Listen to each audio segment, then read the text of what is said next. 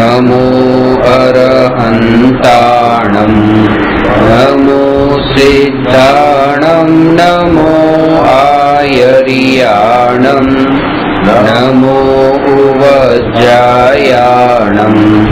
नमो लोये सवसाहूणम्।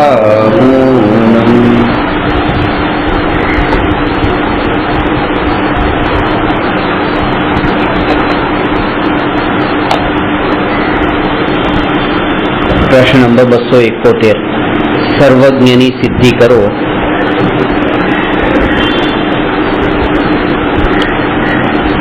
आना संबंध में थोड़ी चर्चा करेली। जैन दर्शन में न्याय दीपिका अने आप्तमीमांसा वगैरह शास्त्रों में सर्वज्ञनी सिद्धि बे प्रकारे करवामां आवी छे। पहली सर्वज्ञ सिद्धि सामान्य सर्वज्ञ सिद्धि है और बीजी विशेष सर्वज्ञ सिद्धि।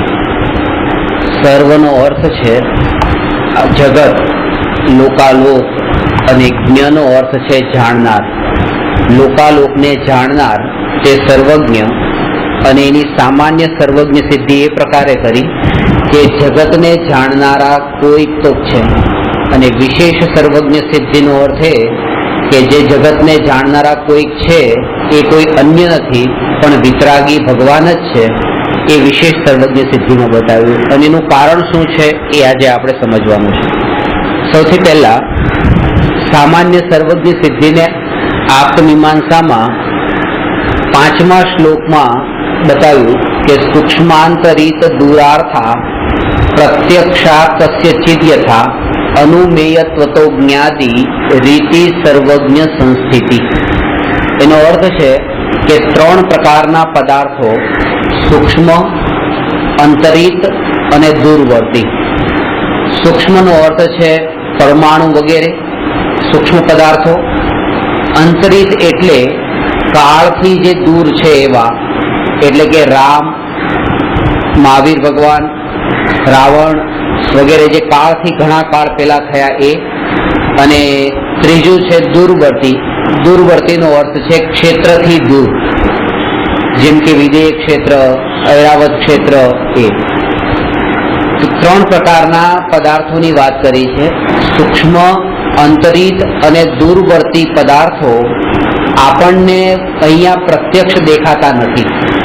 जेम के आ परमाणु आपणने जणाता नथी, राम पण आपणने जणाता नथी अने अमेरिका पण अहींया बैठा बैठा आपणने अत्यारे जणातुं नथी। आ 3 पदार्थो जे दूर छे तेम छतां पण ए पदार्थोनी सत्ता तो छे, ए एक्जिस्ट छे। एटले एना उपरथी पहेला ए सिद्ध कर्युं छे के जे वस्तु ज्ञानमां न जणाती होय ए वस्तुनी सत्ता होय ज नहीं एवुं नथी। कारण के कोईक तो एवुं छे के जे ए पदार्थों ने प्रत्यक्ष जाणनारू छे। आपणे एने अनुमानथी जाणवाना छे पण कोईक एवुं छे जे एने प्रत्यक्ष जाणवा वाळुं छे। जेम के त्यां दृष्टांत आप्युं छे अनुमेयत्व तो ज्ञाति रीति सर्वज्ञ संस्थिति के पहाड़नी पाछळ कोई आग लागी छे अने एनो धुमाडो आवे छे। આપણને ધુમાડો દેખાય છે, ધુમાડા ઉપરથી આપણે અનુમાન કરીએ છીએ કે જ્યાં જ્યાં ધુમાડો હોય ત્યાં ત્યાં આગ હોય, એટલે આગનું અનુમાન કરીને આગનો નિર્ણય કરીએ છીએ। પણ એવો કોઈ વ્યક્તિ કે જે પર્વતની પાછળ જ છે એના માટે અનુમાન કરવાની જરૂર નથી, એ આગને પ્રત્યક્ષ દેખી રહ્યો છે, જાણી રહ્યો છે।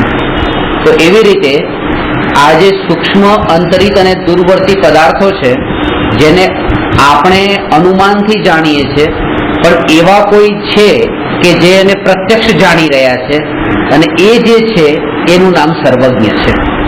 एम कहीने अनुमान अने प्रत्यक्षनो भेद बतावीने त्यां सर्वज्ञनी सिद्धि करी छे।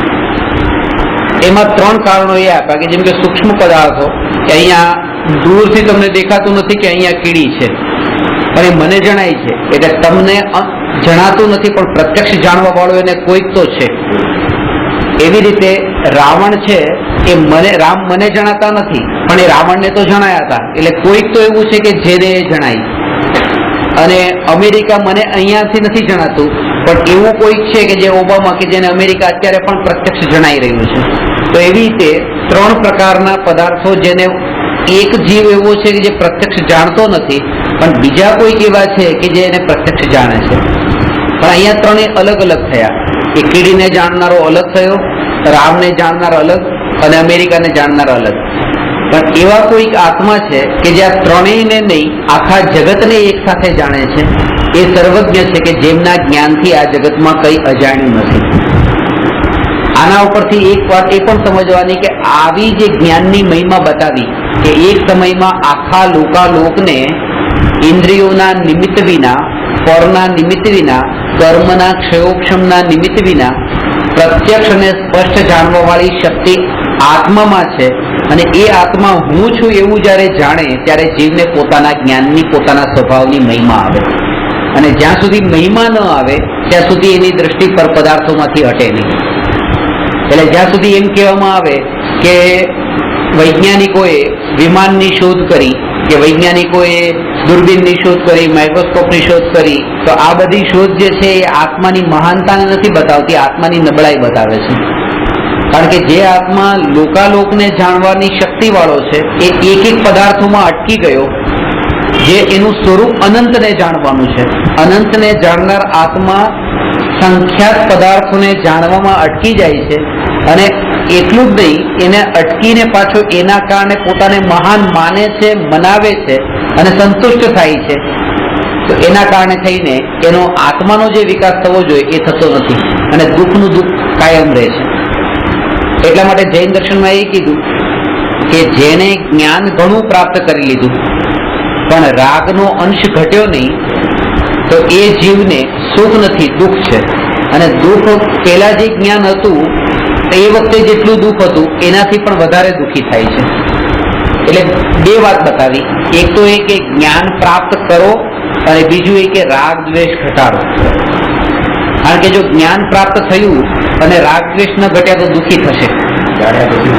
હા, એ દ્રષ્ટિએ એમ કીધું છે કે no news is good news. કારણ કે જાણ્યું તો પછી એને દુઃખ થવાનું છે. કારણ એ છે કારણ કે ત્યારે રાગ અને દ્વેષના ભાવ તો છે. પહેલાના જમાનામાં એટલી શોધ નથી થતી અને અત્યારે જે બહારની પૂતગલની શોધો એટલી થવા લાગી. પણ પેલા આજથી 100 વર્ષ પહેલા જઈએ તો જે આપણા બાપ દાદા જે શાંતિથી ગામડામાં જીવન જીવતા હતા અને અત્યારનું જે આટલી શોધખોળો થયા પછીનું જે જીવન, કે પેલા મોબાઈલ નતો, પેલા ગાડીઓ નથી, કે પેલા આવી બધી શોધો નથી, એર કન્ડિશન નતા, તો હવે જે આટલી શોધ થઈ એ શોધ થયા પછી તો સુખ પ્રગટ થવું જોઈએ, ઉલટું દુઃખ કેમ થાય છે? દુઃખ વધ્યું કેમ? આકુળતાઓ વધી કેમ? કશાય ને રાગ દ્વેષ કેમ વધ્યા? કારણ કે પેલા જે શોધ થઈ હતી એ નથી થઈ એ વખતે રાગ દ્વેષ એટલા વિશેષ નતા, અત્યારે રાગ દ્વેષ વધ્યા. એટલે સુખનો અને દુઃખનો સંબંધ જ્ઞાન સાથે નથી, રાગ અને દ્વેષના ભાવો સાથે છે. જ્ઞાન ઓછું હોય કે વધારે હોય, સુખ દુઃખને કોઈ સંબંધ નથી. રાગ દ્વેષ જો તીવ્ર હોય તો સુખ દુઃખને સંબંધ છે. અને એ જ કારણ છે કે નિબોધના જીવને, બટાટામાં રહેનારા જીવને અક્ષરના અનંતમાં ભાગનું જ જ્ઞાન છે.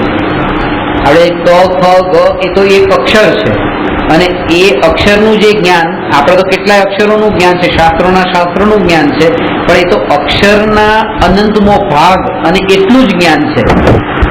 અનંત ગણું જ્ઞાન અને અનંતમાં ભાગનું જ્ઞાન, આ બે સમજવા જેવું છે. સૌથી વધુ જ્ઞાન છે અનંત ગણું, જે અનંત જ્ઞાન, જે કેવળ જ્ઞાન છે. અને સૌથી ઓછામાં ઓછું જ્ઞાન છે અનંતમાં ભાગનું જ્ઞાન, જે નિગોદિયાનું છે. અને તો પણ સૌથી વધારે દુઃખી આ જગતમાં નિગોદીઓ છે. જો ઓછા જ્ઞાનથી એમાં એ છે કે જ્ઞાન ઓછું છે પણ એને દુઃખ સાથે સંબંધ નથી. જ્ઞાનને દુઃખ સાથે સંબંધ હોય તો કોઈ એમ કે એને ઓછું જ્ઞાન છે એટલા માટે નિગોદીઓ જીવ દુઃખી છે. ન જાણવામાં જો સુખ હોય, ન જાણવામાં સુખ હોય તો એ દુઃખી છે. અને કોઈ એમ કે નથી જાણતો એટલે દુઃખી છે, કારણ કે જ્ઞાન પ્રાપ્ત કરો, જ્ઞાન વધે તો સુખ વધે. તો પછી નારકીઓને તો ત્રણ જ્ઞાન છે, મતિ, શ્રુત અને અવધિ. હું તમને એમ કહું કે તમે ભૂતકાળમાં જાઓ, 10 વર્ષના હતા ત્યારે શું કરતા હતા, 5 વર્ષના હતા ત્યારે શું કરતા હતા, 2 વર્ષના હતા ત્યારે શું કરતા હતા, પછી ધીરે ધીરે હજી જેમ જશો એમ પછી યાદ શક્તિ યાદ નહીં આવે. ભૂલાતું જાય છે બધું, કે બસ તમને આટલું જ યાદ છે, હવે આગળનું યાદ નથી. બાળપણની વાત યાદ નથી, પણ નારકીઓને તો ભવની વાતો યાદ આવી જાય છે. તો એનું જ્ઞાન આપણા જ્ઞાન કરતા તો ઘણું ઊંચું છે, પણ તો એટલું જ દુઃખ, એટલી મારકાટના ભાવ, એટલા કસાયના ભાવ કે જે એના માટે દુઃખનું કારણ બન્યા છે. એટલે જ્ઞાન વધી જવાથી સુખ મળતું નથી, જેમ નારકીઓને નથી મળતું, અને જ્ઞાન ઓછું હોવાથી સુખ મળતું નથી, જેમ નિગોદિયાઓને નથી મળતું. આ નિગોદિયા અને નારકી બે પ્રત્યક્ષ દ્રષ્ટાંત છે વધુ જ્ઞાન અને ઓછા જ્ઞાન વાળાઓના. પણ એ જોયું છે કે જેને અનંતાનુબંધી કશાયનો અભાવ થયો છે એવો તિર્યંજ ગતિનો જીવ પણ સુખી છે. એવો તિર્યંજ ગતિનો જીવ પણ સુખી છે. અને જેને જ્ઞાન રાગદ્વેષના ભાવ પૂર્ણ રૂપે ઘટ્યા છે, નષ્ટ થયા છે, એવા પૂર્ણ વિતરાગી સર્વજ્ઞ ભગવાન એ પૂર્ણ સુખી છે. એટલે રાગદ્વેષનો અભાવ થવો એ સુખનું કારણ છે. જ્ઞાન વધવું કે ઘટવું એને સુખ સાથે કોઈ સંબંધ નથી. આ સર્વજ્ઞ સિદ્ધિમાં એ બતાવે છે કે આપણે સર્વજ્ઞ થવા માટેની કોશિશ નથી કરવાની, વિતરાગી થવાની કોશિશ કરવાની છે. કારણ કે વિતરાગી જો થયો તો સર્વજ્ઞ થવાનો જ છે. હા, એ એનું ફળ છે, વિતરાગતાનું ફળ છે. વિતરાગતા પ્રગટ થવી એ આત્માનું સામર્થ્ય છે. એક બાજુ આ સામર્થ્ય છે, અને અનંત જ્ઞાન પ્રગટ થવું, અનંત સુખ પ્રગટ થવું એ આત્માનો વૈભવ છે. એનું રિએક્શન છે કે આ થતા તે એને આ સહજ મળે છે. જેમ કે કોઈ વસ્તુ ખરીદવા માટે થઈને આપણે મહેનત એટલી નથી કરવી પડતી જેટલી પૈસા કમાવા માટે કરવી પડે. તો પૈસા આવ્યા તો વસ્તુ આવવાની જ છે, એનું ફળ છે પૈસાનું. ગાડી ખરીદવા માટે તો એને ખાલી બસ 5 મિનિટ લાગીને ગાડી ખરીદી લીધી, પણ ગાડી ખરીદવા માટેના જે પૈસા કમાવાનો હતો એના માટે તો એને 10 વર્ષ આમ કાઢી નાખ્યા. તો એ જે છે મહેનત, એટલે વિતરાગતા જે છે એના માટે પુરુષાર્થ કરવાનો છે, અને સર્વજ્ઞતા જે છે એ વિતરાગતાના ફળમાં સહજ મળવા વાળી વસ્તુ છે. તો અહીંયા 3 પ્રકારના પદાર્થો કીધા: સૂક્ષ્મ, અંતરિત અને દૂરવર્તી પદાર્થ. એ 3 પદાર્થોને જે આપણે અનુમાનથી જાણીએ છીએ, કોઈ તો એવા છે કે જેને પ્રત્યક્ષ જાણે છે. સૂક્ષ્મ એટલે પરમાણુ વગેરે, અંતરિત એટલે જે કાળથી દૂર છે એવા 24 તીર્થંકરો, મહાપુરુષો જે પેલા થયા એ બધા એ અંતરિત પદાર્થ કહેવાય. અને દૂરવર્તી એટલે જે ક્ષેત્રથી દૂરના છે એવા. આ બધા પદાર્થોને આપણે નથી જાણતા, પણ કોઈક તો જાણતા હતા. એવી રીતે સર્વજ્ઞ એવા છે કે જે લોકાલોકને પ્રત્યક્ષ જાણનારા છે. બીજું એ કે આપણે ઇન્દ્રિયથી જ્ઞાન થાય છે, ઇન્દ્રિય જ્ઞાન નિમિત્તથી અત્યારે, એટલે પરાધીન જ્ઞાન છે. જ્યાં પરાધીનતા હોય ત્યાં સર્વજ્ઞતા ન હોય. હરિહંસ ભગવાનને કેવળ જ્ઞાન પ્રગટ થયા પછી આંખ, કાન, નાક, જીભ અને સ્પર્શ, શરીર એ છે, પણ એના નિમિત્તથી જ્ઞાન નથી થતું. એ તો હોવા માત્ર જ છે. એનાથી તો જ્ઞાન નથી થતું, પણ એના નિમિત્તથી પણ જ્ઞાન નથી થતું. જ્ઞાન પ્રત્યક્ષ થાય છે અને લોકાલોકને સહજ જાણે છે. ખાસ વાત એ છે કે એક આત્માને જાણે જ્યારે કેવળ જ્ઞાન પ્રગટ થાય છે ત્યારે ઉપયોગ ક્યાં હોય છે? આત્મામાં. એક અંતર્મુહૂર્ત માટે ઉપયોગ આત્મામાં ટકીને રહે, અને લોકાલોકના બધા પદાર્થો આત્માના જ્ઞાનમાં આવીને જણાય. આવું કેમ થાય? એક આત્માને જાણતા આખું જગત કેમ જણાઈ જાય? જો આ એક વિસ્ફોટ થયો એમ કહેવાય. હું આને જાણું છું પણ આને નથી જાણી શકતો, આને જાણું છું પણ આને નથી જાણી શકતો. હું કોઈ એક પદાર્થ ઉપર લક્ષ્ય કરું છું તો મને બીજો પદાર્થ નથી જણાતો. અને અહીંયા એવું છે કે હું એક આત્મા ઉપર લક્ષ્ય કરું છું ને બીજો નહીં, ત્રીજો નહીં, આખું જગત જણાઈ જાય છે. આવું કેમ જણાય છે? પણ આવું કોના કારણે જણાય છે? આનું કારણ શું?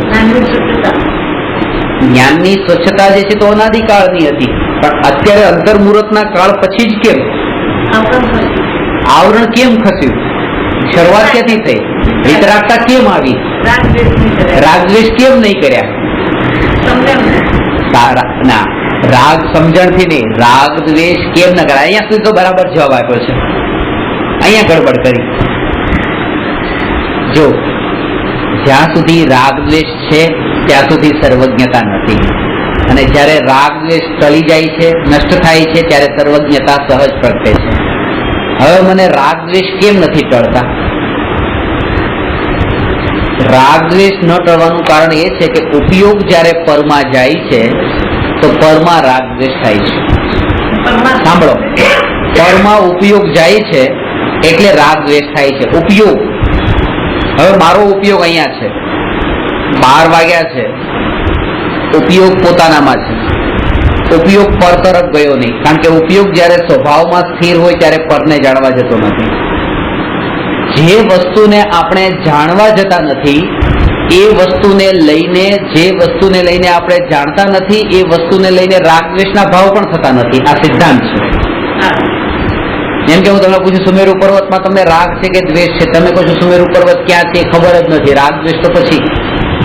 ઐરાવત ક્ષેત્રમાં તમને પ્રેમ છે કે નફરત છે તમને કઈ નથી, કારણ કે જ્ઞાન જ નથી. જે વિષયનું જ્ઞાન હોય એ વિષયમાં રાગ દ્વેષ થાય. હવે ઉપયોગ સ્વભાવમાં છે, પરમાં ઉપયોગ ગયો જ નહીં તો પર સંબંધી રાગ દ્વેષ પણ થયા નહીં. પર સંબંધી રાગ દ્વેષ ટળવાનું નામ જ છે વિતરાગતા. પર સંબંધી રાગ દ્વેષ ટળવાનું નામ છે વિતરાગતા. ઘરમાં રૂમમાં બેઠા અને બહાર તમારો ઉપયોગ જાય જ નહીં કે બહાર શું થઈ રહ્યું છે, પછી બહાર ભલે ને ગમે તે થતું હોય તમને દુઃખ થવાનું નથી, તમને રાગ દ્વેષ થવાનું નથી, કારણ કે તમારું જ્ઞાન જ ત્યાં ગયું નથી. એટલે પુરુષાર્થ એ કીધો, રાગ દ્વેષ કરવા એ પુરુષાર્થ નહીં, ઉપયોગને સ્વભાવમાં સ્થિર રાખવું, ઉપયોગને વિચલિત ન થવા દો. ઉપયોગને ઉપયોગમાં સ્થિર રાખવાનું નામ પુરુષાર્થ છે, એનું નામ શુદ્ધ ઉપયોગ છે. કારણ કે ઉપયોગ હું તમને જાણું છું અને મારે તમારામાં રાગદ્વેષ કરવા જ નથી, રાગદ્વેષ કરવા જ નથી, રાગદ્વેષ કરવા જ નથી. એ રાગદ્વેષ થઈ રહ્યા છે, હું ભલે બોલતો કરવા નથી, થઈ રહ્યા છે. કારણ કે તમને જાણું છું ને એમને નથી જાણતો, એમને નથી જાણતો, તમને જ જાણું છું. કેમ એમ? કારણ કે તમારામાં રાગ છે એટલે તમને જાણું છું. જે વસ્તુમાં મારો ઉપયોગ જઈને જોડાય છે એ વસ્તુનો રાગ કે દ્વેષનો ભાવ પડ્યો છે એટલે જ જોડાય છે, નહીં તો જોડાય જ નહીં. એટલા માટે આપણે કહેતા હોય ને કે મારે અહીંયા જવું છે પણ મારે ત્યાં ઉપયોગને જોડવો નથી. હું આ કામ કરું, લગ્નમાં જાઉં, પાર્ટીમાં જાઉં, પણ ઉપયોગને જોડવો નથી. અરે પાર્ટીમાં ગયા અને પાર્ટીમાં એ જ ઉપયોગનું જોડાણ છે. પોતાનામાંથી બહાર નીકળીને પાર્ટીમાં ગયા એ જ ઉપયોગનું ત્યાં જોડાણ છે. જો તમને ત્યાં ઉપયોગ ત્યાંમાં સુખ બુદ્ધિ ન હોત, ત્યાં તમને ત્યાં ઉપયોગ ત્યાં પરમાં જવા સ્વભાવની એવી સ્થિરતા હોત તો જત જ નહીં. એટલે એમ નહીં કીધું કે લોકો તમે જે જ્ઞાનમાં જણાય એને જાણતા રહો અને રાગ દ્વેષના ભાવ ન કરો, એમ નહીં. પોતે પોતાનામાં સ્થિર રહો. પછી નાસ્તી વાળી વાત કરવાની જરૂર નથી કે પરમાં નહીં જાઓ અને પરમાં રાગ દ્વેષ નહીં કરો, કારણ કે ત્યાં બે વાત કેવી પડશે. પરને જાણો પણ રાગ દ્વેષ ન કરો. અહીંયા કે પોતાનામાં સ્થિર રહો, એટલે પરમાં જવાના જ નહીં થયું તો રાગ દ્વેષ પણ નહીં થાય. જે નિરંતર પોતાનામાં સ્થિર છે એવા સર્વજ્ઞ ભગવાનને રાગનો અંશ પણ નથી, કારણ કે ઉપયોગ પરમાં જતો નથી. ઉપયોગ પરમાં જતો નથી તો ત્યાં રાગ દ્વેષ થતા નથી. પોતામાં આપણે સ્થિર થઈએ તો એમાં રાગ ન કહેવાય, પોતામાં સ્થિર થવાનો રાગ ન કહેવાય. રાગમાં દ્વૈત ભાવ છે અને અહીંયા અદ્વૈત ભાવ છે, બે પણ. હું અને કોઈ બીજો, એટલે ત્યાં બે પણું થયું. બે પણું છે ત્યાં રાગ છે, એક પણું છે ત્યાં રાગ નથી. કારણ કે કોણ કોનો રાગ કરે? રાગનો અર્થ એ છે કે જે સ્વભાવ નથી, જે વિભાવ છે. જે સ્વભાવ નથી, વિભાવ છે. અને હા, પોતાના આત્માને જાણવાનો જે રાગ છે એ તો વિભાવ જ છે, પણ પોતાના આત્મામાં સ્થિરતા, પોતાના આત્માને જાણવું એ વિભાવ નથી, એ સ્વભાવ છે. આપણે જ્ઞાનની વાત કરીએ છીએ, જાણવું તે સ્વભાવ છે. જાણવું એટલે કે જયારે સમ્યક દર્શનની પહેલા કરણ લબ્ધિ હોય છે, કરણ લબ્ધિ પહેલા પ્રાયોગ્ય લબ્ધિ હોય છે. ત્યાં જીવને આ વિચાર ચાલે છે, મારે સમ્યક દર્શન પ્રાપ્ત કરવું છે, સમ્યક દર્શન પ્રાપ્ત કરવું છે, સમ્યક દર્શન પ્રાપ્ત કરવું છે. એ સમ્યક દર્શન પ્રાપ્ત કરવું છે એ ભાવ જ સમ્યક દર્શનની પ્રાપ્તિમાં બાધક બની જશે. સમ્યક દર્શન કેમ પ્રગટે એમ પણ નહીં અને આળસુ પણ નહીં બનો. બે વાત. આળસુ નહીં બનો એટલે કે જ્યારે પ્રગટ થવાનું હોય ત્યારે થાય, ચલો આપણે દુકાનદારી કરો, એમ નહીં.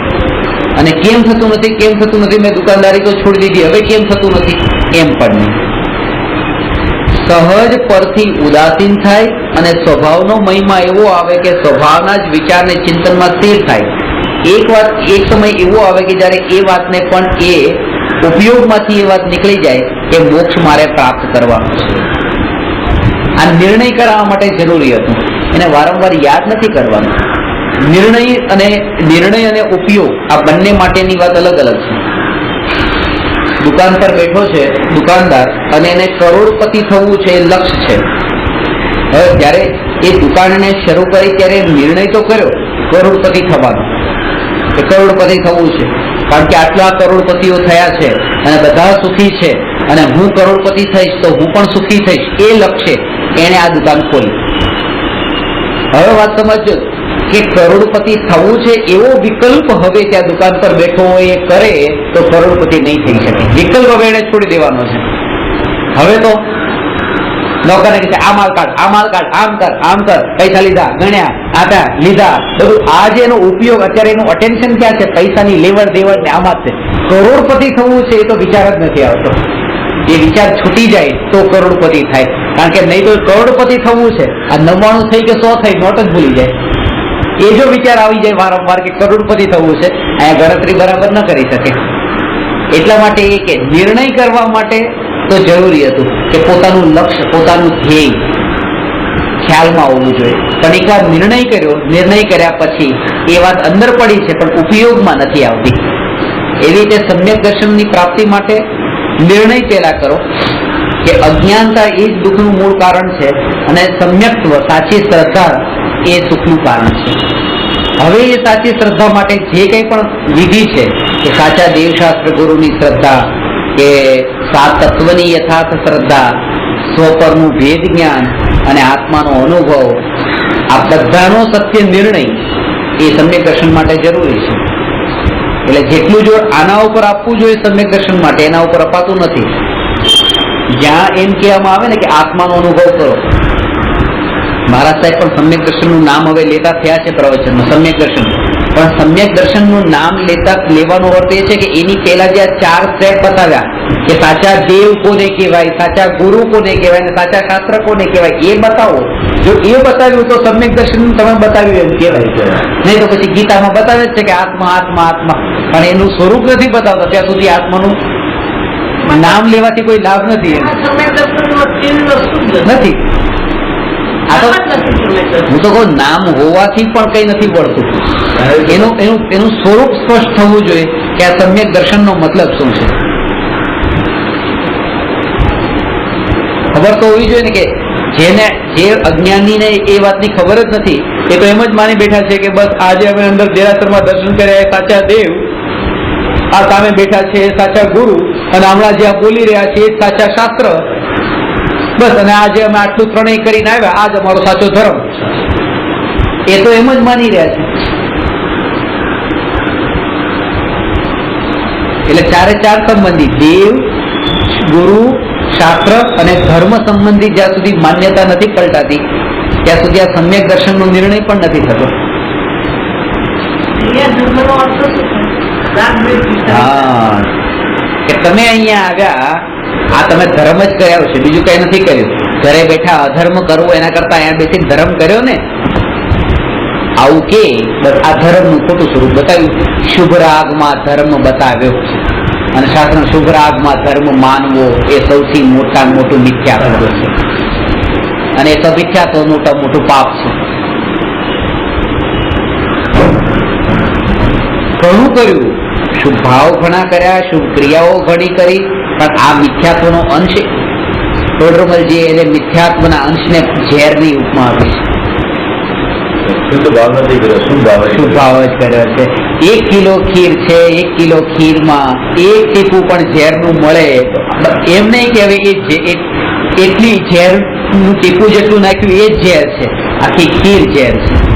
જેટલા શુભ ભાવ, જેટલી શુભ ક્રિયા, જેટલી ધર્મની ક્રિયાઓ, જે કંઈ પણ કર્યું, આ બધું જ પછી અધર્મ થઈ જાય છે જ્યારે મિથ્યાત્વનો અંશ અંદર મળી જાય. આખું માટલું ભરેલું છે ગાળેલા પાણીનું, અને એમાં એક ટીપું ગાળ્યા વગરનું પાણી અંદર નાખ્યું એટલે આખું માટલું પછી અણગણ થઈ ગયું.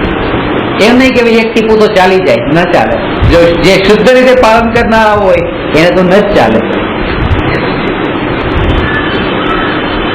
અંશ મળી ગયો ને, અશુદ્ધતાનો અંશ શુદ્ધતાની સાથે મળે તો એ પછી અશુદ્ધ કરી દે.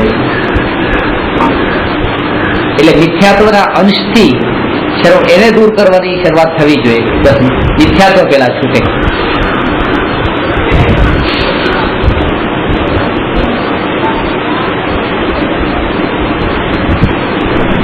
એટલે હવે તો કામ એટલું ફાસ્ટ ગતિથી શરૂ કર્યું છે સાચા દેવનું. આ છેલ્લા અઠવાડિયામાં તો દેવ, શાસ્ત્ર, ગુરુ ને ધર્મ બધું લખવાનું છે, બધું આપીને તમને આપી દેવાનું. જવાબદારી તમારી, તમારે જે કરવું એ કરજો. મેં તો ધનરાજભાઈને આ બુક માટે હવે એવું સ્પીડથી કામ ચાલુ કર્યું છે કે 4 સ્વરૂપ બતાવું, સમાજને ખબર પડે.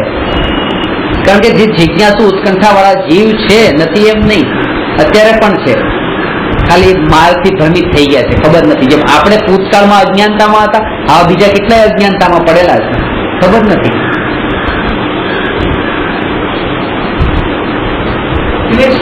સો વાત છે એમાંથી 5 ને રૂચ છે, 5 ને રૂચ છે એમાંથી 2 શરૂ કરશે. જે કઈ પણ શરૂઆત તો થશે. આપણે કોઈને વાત કરીએ તો લોકોને લાગે છે કે વાતમાં વાતમાં દમ છે, સમજાય છે બધાને, પોતાનું કરવું નથી. લોકો ડરે છે કે રિયલમાં ભગવાન હશે તો આપણે તો મરી જઈશું. આ ડર છે કે અંદર આપણે જે સાચી હશે તો આપણે મરી જઈશું. એટલે આ ડર છે કે વહેમ જે કીધો છે ને, વહેમ કે એના કારણે છે ને કે બસ અહીંયા ભગવાનના દર્શન કરીને આવ્યા પછી બહાર જે ભગવાનના રક્ષકના દર્શન નહીં કરીએ બરાબર તો આપણી રક્ષા કોણ કરશે? કારણ કે આપણે જીન શાસનના ભક્ત છીએ તો પછી એટલે જીનેન્દ્ર ભગવાનના ભક્ત છીએ આપણે, તો પછી જીન શાસનના જે ભક્ત એવા જે દેવ છે એ દેવ તો ભગવાનની રક્ષા કરે છે. આપણે એમને થોડાક આમ વિનય ભાવ કરી દીધો તો શું ફરક પડે? એમ કે નુકસાન નથી લાગતું. સાધનની ભક્તિ કરીએ છીએ, બધાની પ્રણામ કરીએ છીએ. લાભ નથી દેખાતો તો કઈ નહીં, પણ નુકસાન નથી દેખાતું. પણ એમને તો દેખાય છે કે પદ્માવતી ધર્મેન્દ્રએ પાર્ષદ ભગવાનનું કર્યું હતું સામે દેખાય, અને એ પાછું કર્યું હતું ભૂતકાળનું ઋણાનુબંધ હતો ને, પાછો ઋણાનુબંધ તો ક્યાંથી કરવા આવે? એટલે કર્યું હતું ત્યારે પાર્ષદ ભગવાનને રાજકુમાર પાર્ષદને પણ એ ભાવ આવ્યો હતો કે નાગ નાગણી ત્યાં અંદર બળી રહ્યા છે, તો પછી એમને એમનું કર્યું હતું, તો પછી આ ધર્મેન્દ્ર પદ્માવતી એમનું કેમ ન કરે? કારણ કે ત્યાં બેમાં કરવાનો ભાવ કરેલો છે. પણ એ વિચાર નથી કે ત્યારે જયારે એ રાજકુમાર પાર્ષદને ભાવ આવ્યો હતો ત્યારે એ વખતે પણ આના પુણ્યના ઉદય એવા હતા પાછા નાગ નાગણીના, અને અત્યારે આના પુણ્યના ઉદય એવા છે. જયારે કર્મ સિદ્ધાંતનું જ્ઞાન થાય છે ને ત્યારે કરતા પણ છૂટી જાય છે. આના કારણે આ થઈ કોઈ કોઈને કરે નથી, પુણ્યના ઉદયથી થઈ અને ત્યારે પછી બીજાની પાસે બીજા 2 વસ્તુ, બીજાની પાસે હાથ ફેલાવા વાળી વૃત્તિ પણ છૂટી જાય છે અને બીજાનું અહિત કરવા વાળો ભાવ પણ છૂટી જાય છે કે તમે મારી મદદ કરો અથવા હું તમારી મદદ કરું. 2 ભાવ નીકળી જાય છે.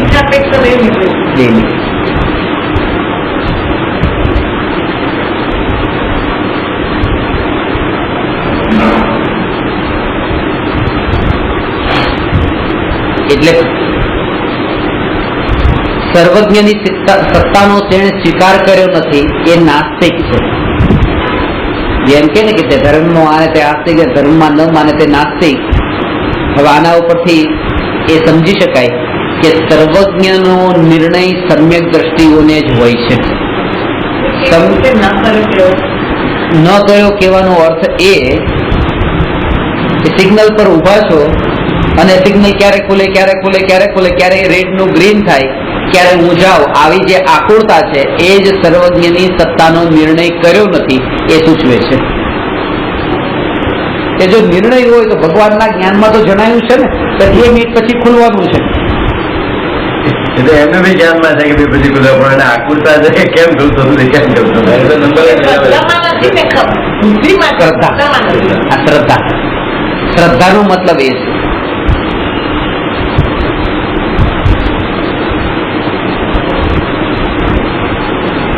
સર્વજ્ઞ અત્યારે આપણા માટે અદૃશ્ય છે, દેખાતા નથી. એ આત્માની જેમ જ છે. જેમ આત્મા અત્યારે આપણને જણાતો નથી એમ સર્વજ્ઞ પણ જણાતા નથી. આપણો આત્માની સર્વત્ર જ છે. સર્વજ્ઞ એને જાણે છે. એ તમે જ્ઞાયકમાં હું સમજાય? સર્વને જાણવાની શક્તિ વાળો પોતે જ સર્વજ્ઞ સ્વભાવિક તો છે જ તે.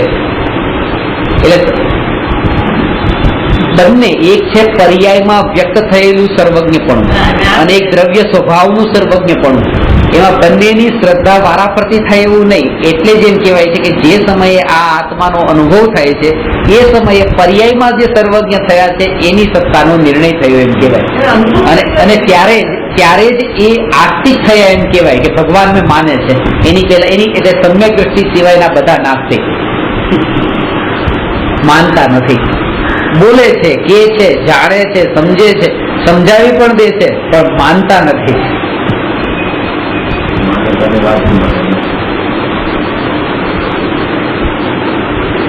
જયારે પણ એમ કહેવામાં આવે છે કે ભગવાન પર શ્રદ્ધા રાખો ત્યારે એની પાછળનો આશય એ જ હોય છે કે શ્રદ્ધા રાખો કંઈક ભગવાન સારું કરશે.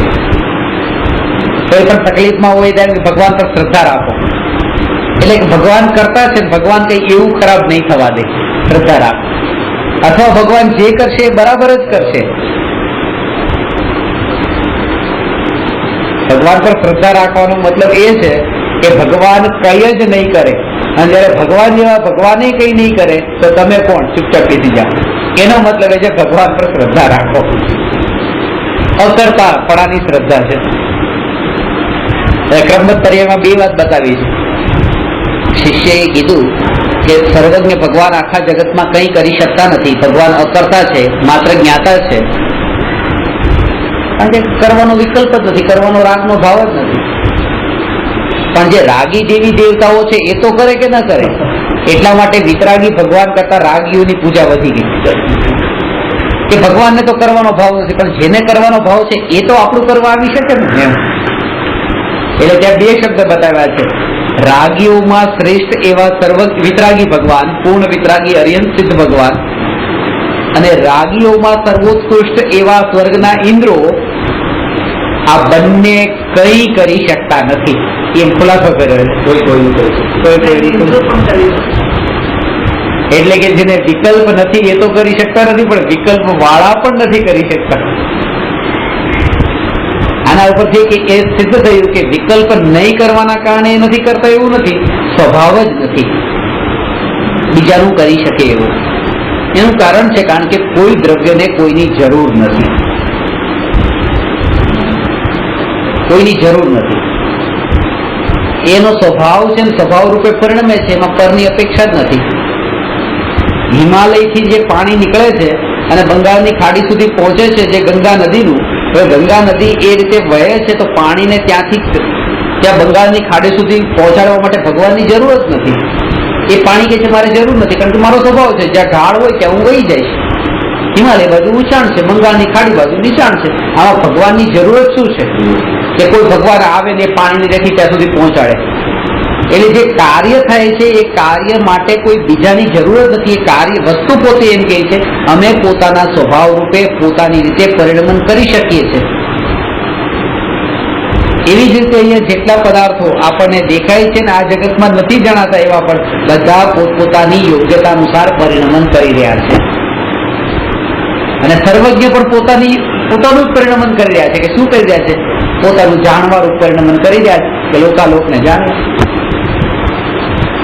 એમનું પરિણમન છે. પહેલી વાત તો એ સિદ્ધ કરી અહીંયા, સર્વજ્ઞની સત્તાની સિદ્ધિ કરવી તેને સામાન્ય સર્વજ્ઞ સિદ્ધિ કહે છે. સામાન્ય સર્વજ્ઞ સિદ્ધિ થયા વિના વિશેષ સર્વજ્ઞ સિદ્ધિ થતી નથી. જેમ પરમાણુ વગેરે સૂક્ષ્મ પદાર્થ, રામ વગેરે કાળથી દૂરવર્તી અંતરિક્ષ પદાર્થ તથા નરક વગેરે ક્ષેત્રથી દૂરવર્તી પદાર્થ પોતાના જ્ઞાનમાં પ્રત્યક્ષ ન હોવા છતાં કોઈ બીજાના જ્ઞાનમાં પ્રત્યક્ષ હોઈ શકે છે એમ અનુમાન કરી શકાય છે.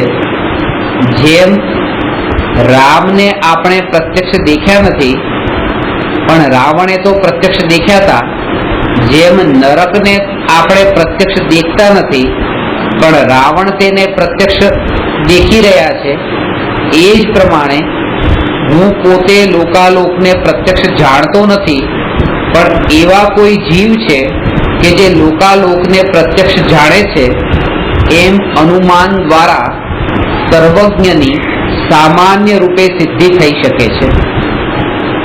સર્વજ્ઞની સત્તાનો સ્વીકાર ન કરનાર વ્યક્તિ નાસ્તિક છે. ભગવાનને કર્તા રૂપે માને તે પણ નાસ્તિક છે. આસ્તિક તેને જ કહેવાય કે જે ભગવાનને માત્ર જ્ઞાતા દ્રષ્ટા તરીકે જ માને અને કરતા ધરતા હરતા રૂપે ન માને. આ ભગવાનનું લક્ષણ થયું. ભગવાન શબ્દ પણ એ વાતને જ બતાવે છે. ભગવાનમાં બે શબ્દ, ભગ અને વાન. ભગનો અર્થ થાય છે લક્ષ્મી, લક્ષ્મી વાળ. અને કઈ લક્ષ્મી છે? ભગવાન પાસે એક જ્ઞાનરૂપી લક્ષ્મી છે, એ જ આત્માનો વૈભવ છે. એટલે જ્ઞાનરૂપી લક્ષ્મી એટલે કેવળ જ્ઞાનરૂપી લક્ષ્મી વાળા છે તે ભગવાન છે. અને એના કારણે તેને અરિહંતને સિદ્ધ ભગવાન કહીએ છીએ. આચાર્યને ઉપાધ્યાય ભગવાન નથી, કારણ કે કેવળ જ્ઞાનરૂપી લક્ષ્મી નથી. જેમ ધનવાન, જ્ઞાનવાન, રૂપવાન, એવી રીતે ભગવાન, ભગવાન શબ્દ છે. વિશેષ સર્વજ્ઞ સિદ્ધિ. કેટલાક મત એમ કહે છે કે અમારે માટે તો અમારા ઈષ્ટ ભગવાન જ સર્વજ્ઞ છે, પરંતુ જૈન દર્શન એમ કહે છે કે જે રાગાદી દોષ રહિત વિતરાગી ભગવાન જ સર્વજ્ઞ છે. લોકાલોકને જાણનાર સર્વજ્ઞમાં ઈષ્ટ અનિષ્ટ બુદ્ધિ હોતી નથી. અન્ય મતમાં જે ભગવાનનું સ્વરૂપ બતાવ્યું ને, એમાં એક બ્રહ્મા કરનારા છે, વિષ્ણુ રક્ષક છે અને મહેશ નાશ કરનારા છે. આવું સ્વરૂપ કે ભગવાનમાં તે પરસ્પર વિરોધી, આવું સંભવ નથી. અને એ મતમાં એવી માન્યતા છે કે તમે કોઈ બીજાનું ભલું કરો તો ભગવાન તમારું ભલું કરે. હું તમારું ભલું કરું તો ભગવાન મારું ભલું કરે. કોઈ બીજાનું તમે ભલું કરો, ભગવાન તમારું ભલું કરશે. જૈન દર્શન આના માટે બે વાત બતાવે છે કે જે લોકો મને એમ કહે છે કે તમે બીજાનું ભલું કરો ને ભગવાન તમારું ભલું કરશે, જો હું બીજાનું ભલું ખરેખર કરી શકતો હોત તો પછી હું પોતાનું જ ભલું કરી નાખું ને. મારે પછી રાહ જોવાની શું કે હું એનું ભલું કરું પછી ભગવાન મારું ભલું કરે? એટલે પહેલી વાત તો એ કે હું બીજાનું ભલું કરી શકતો નથી, એટલે ભગવાન મારું ભલું કરવા માટે આવવાની વાત પછી રહેતી નથી. એક બીજાનું ન કરે તો એ પણ બીજાનું કરવા કેમ આવે? અને બીજી વાત કે જો ભગવાન મારું ભલું કરી શકતા હોય તો ભગવાન ડાયરેક્ટ એનું જ ભલું કેમ નથી કરી દેતા? મને શું કામ વચ્ચે નાખે છે કે હું એનું ભલું કરું પછી ભગવાન મારું ભલું કરે? એની કરતા ભગવાન જ એનું ભલું કરે. મારે વચ્ચે પડવાની જરૂર જ નહીં. ભગવાન તો મને બી ઓળખે, ભગવાન એમને બી ઓળખે છે. જો કરતા હોય તો કરી લે. જે જીવ ભગવાનના જીવનને જાણતા હોય ને એને આ પ્રશ્ન ન થાય. અન્ય મતની વાત તો બહુ દૂરની વાત છે. ચલો એ તો માનતા પણ નથી, જાણતા પણ નથી. એ તો એમ કે છે કે ભગવાન પર કોઈ દિવસ કષ્ટ આવે જ નહીં. પણ આપણે તો એ પણ જાણ્યું ને કે ભગવાન આ મુનિ અવસ્થામાં ભગવાનને પણ આ થયું હતું. ભગવાનને પણ કેવળ જ્ઞાન પામ્યા પછી મહાવીર ભગવાનને 30 વર્ષ સુધી આ કર્મોની હથકડી સાથે બંધાઈને રહેવું પડ્યું હતું. મોક્ષ નતો મળ્યો, અરિહંત દશામાં રહેવું પડ્યું હતું. અને એવું નતું કે રહેવું તું. જયારે 30મા વર્ષે મુનિ દીક્ષા અંગીકાર કરી ત્યારે તો એ જ ભાવ હતો. આ 12 વર્ષની સાધના કે આ 30 વર્ષનું અરિહંત પદ પણ નહીં, આજે ને આજે પરમાત્મા પદ સિદ્ધ પદની પ્રાપ્તિ પૂર્ણતાના લક્ષ્ય જ શરૂઆત કરી હતી સાધનાની. તો એ 12 વર્ષ કેમ રહેવું પડ્યું ને પછી 30 વર્ષ કેમ રહેવું પડ્યું? કારણ કે હજુ એટલા કર્મો બાકી હોય તો 12 વર્ષ ત્યાં મુનિ અવસ્થામાં રહેવું પડે. હજુ અરિહંત દશામાં ભોગવવા યોગ્ય પુણ્ય બાકી હોય તો ત્યાં 30 વર્ષ ત્યાં પણ રહેવું પડે. મુનિ દશામાં પાપના ઉદય ભોગવવાના બાકી હતા કે જે ઠંડી, ગરમી, તડકો, જે કાંઈ ઉપસર્ગ, પરિસર આ. અને અરિહંત દશામાં પુણ્યના ઉદય ભોગવવાના બાકી હતા. જ્યારે કર્મના ઉદય બાકી હોય તો મુનિ અને અરિહંતને પણ કોઈ રોકી શકતું નથી, બચાવી શકતું નથી. તો એ તો જૈન દર્શનમાં માને છે જે લોકો જૈન ધર્મમાં માને છે, દેવ દર્શન કરવા જાય છે, પૂજા કરવા જાય છે, અને એ જ પછી ભગવાન પાસે માંગે કે અમારા માટે કંઈક કરજો, તો એને વિચાર કરવો છે કે જે પોતે પોતાના માટે પણ કરવાનો વિકલ્પ ન કર્યો, એ બીજાનું કંઈક કરવાનો વિકલ્પ કેમ કરે?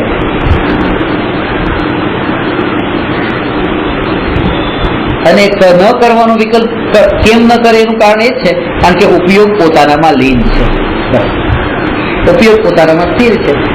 જ્યારે ધ્યાન જ જતું નથી કે મારા પર માથા પર એવી રીતે આ સગડી છે કે એવી રીતે શિયાળી પગ ખાઈ જાય છે કે મારા ગળામાં કોઈએ સાપ નાખી દીધો છે, આવું લક્ષ્ય જ જતું નથી, તો પછી એને દૂર કરવાના વિકલ્પ પણ ઉઠતા નથી. પેલા સાપ છે તો સાપને હું પાછું ગળામાંથી નીચે ઉતારી દઉં.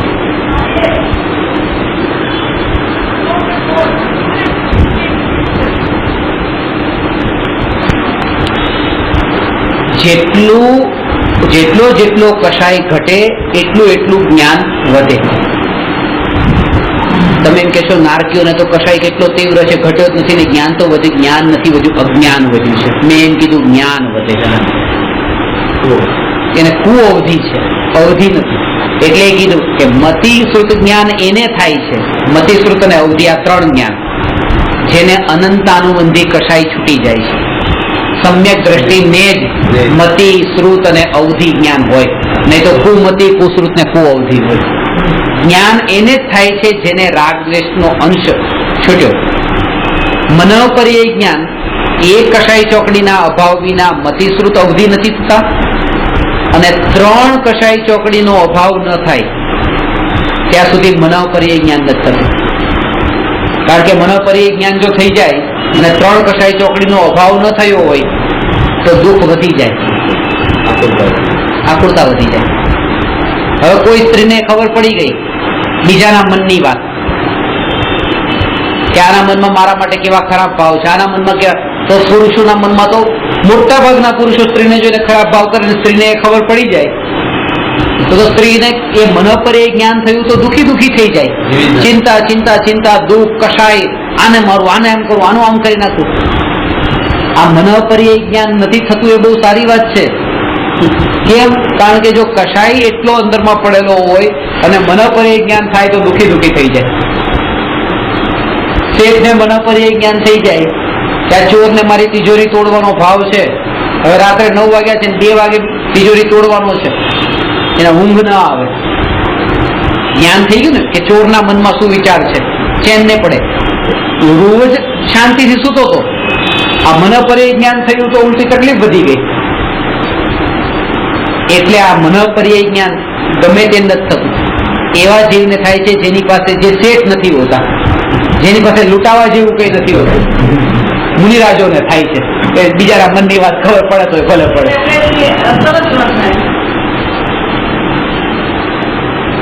આનું કનેક્શન છે કે જેટલા અંશે રાગ દ્વેષ, ચોથા ગુણસ્થાને મતિ શ્રુત જ્ઞાન, ત્યાં એક કષાય ચોકડીનો અભાવ થયો. છઠ્ઠા સાતમા ગુણસ્થાને 3 કષાય ચોકડીનો અભાવ થાય તો મનોપર્યય જ્ઞાન, અને 12મા ગુણસ્થાને પૂર્ણ વિતરાગતા પ્રગટે ત્યારે 13મે ગુણસ્થાને ત્યાં સર્વજ્ઞતા પ્રગટે. વિતરાગતા પ્રગટે આગલા સમયે, કેવળ જ્ઞાન થાય પછી. એટલે વિતરાગતા જે છે એ સર્વજ્ઞતાનો આધાર છે. એટલે અહીંયા એ વાત બતાવે છે કે જે વિતરાગી છે એ જ સર્વજ્ઞ છે, અને તમારા ભગવાનમાં વિતરાગતા દેખાતી નથી. કારણ કે જે મૂર્તિની તમે સ્થાપના કરી છે એમાં બાજુમાં ત્રિશૂળ ને હાથમાં ત્રિશૂળ ને બાજુમાં પાર્વતી, ત્રિશૂળ એ દ્વેષનું, શત્રુનું સૂચક, અને ત્રી એ રાગનું સૂચક. રાગની પણ નિશાની છે, દ્વેષની પણ નિશાની છે. તો આમાં વિતરાગી ક્યાં થયા? એટલા માટે આ ભગવાનનું સ્વરૂપ નથી. એવી જ રીતે જે મૂર્તિ ઉપર આભૂષણો પહેરાવ્યા, આંગી કરી, એ પણ ભગવાનનું સ્વરૂપ નથી. કારણ કે એ પણ રાગની નિશાની છે, એ ભગવાન નથી. હવે અહીંયા કોઈ કે ભગવાન થોડા એવા, એ ભગવાન જ છે. એ તો આપણે એવું કરીએ છીએ ને, ભગવાને થોડું એવું કર્યું હતું. આપણે તો ભગવાન જ માનો એને. ભગવાને થોડા દાગીના પહેર્યા, આપણે પહેરાવ્યા છે. તો એવી રીતે શિવની પાસે હાથમાં ત્રિશૂળ પણ આપણે જ આપ્યું છે. આપણને ક્યાં ખબર હતી કે હતું કે નતું? શિવ ક્યાં મૂકવા શિવ ક્યાં એને હાથમાં ત્રિશૂળ લઈને દોડાય પોતે. એટલે જે સ્વરૂપ અહીંયા તો એ કહે છે કે જે સ્વરૂપ આપણે ત્યાં સ્થાપી દઈએ છીએ એ સ્વરૂપ ત્યાં ખોટું છે.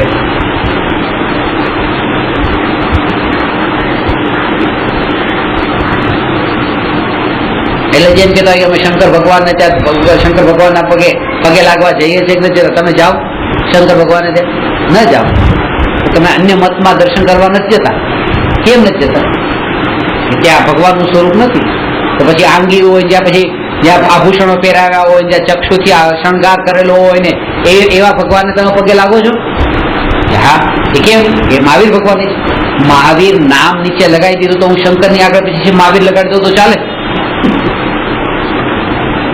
રૂપ તો બે બારના એક સરખા થયા ને. ખાલી નામ લગાવવાથી થતું હોય તો પછી શંકર ભગવાન ને પછી મહાવીર ભગવાન.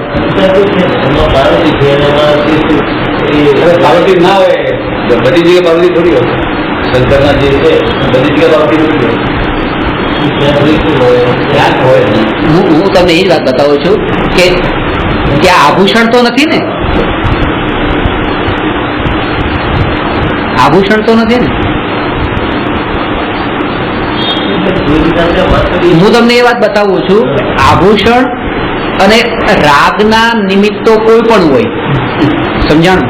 તમે અત્યારે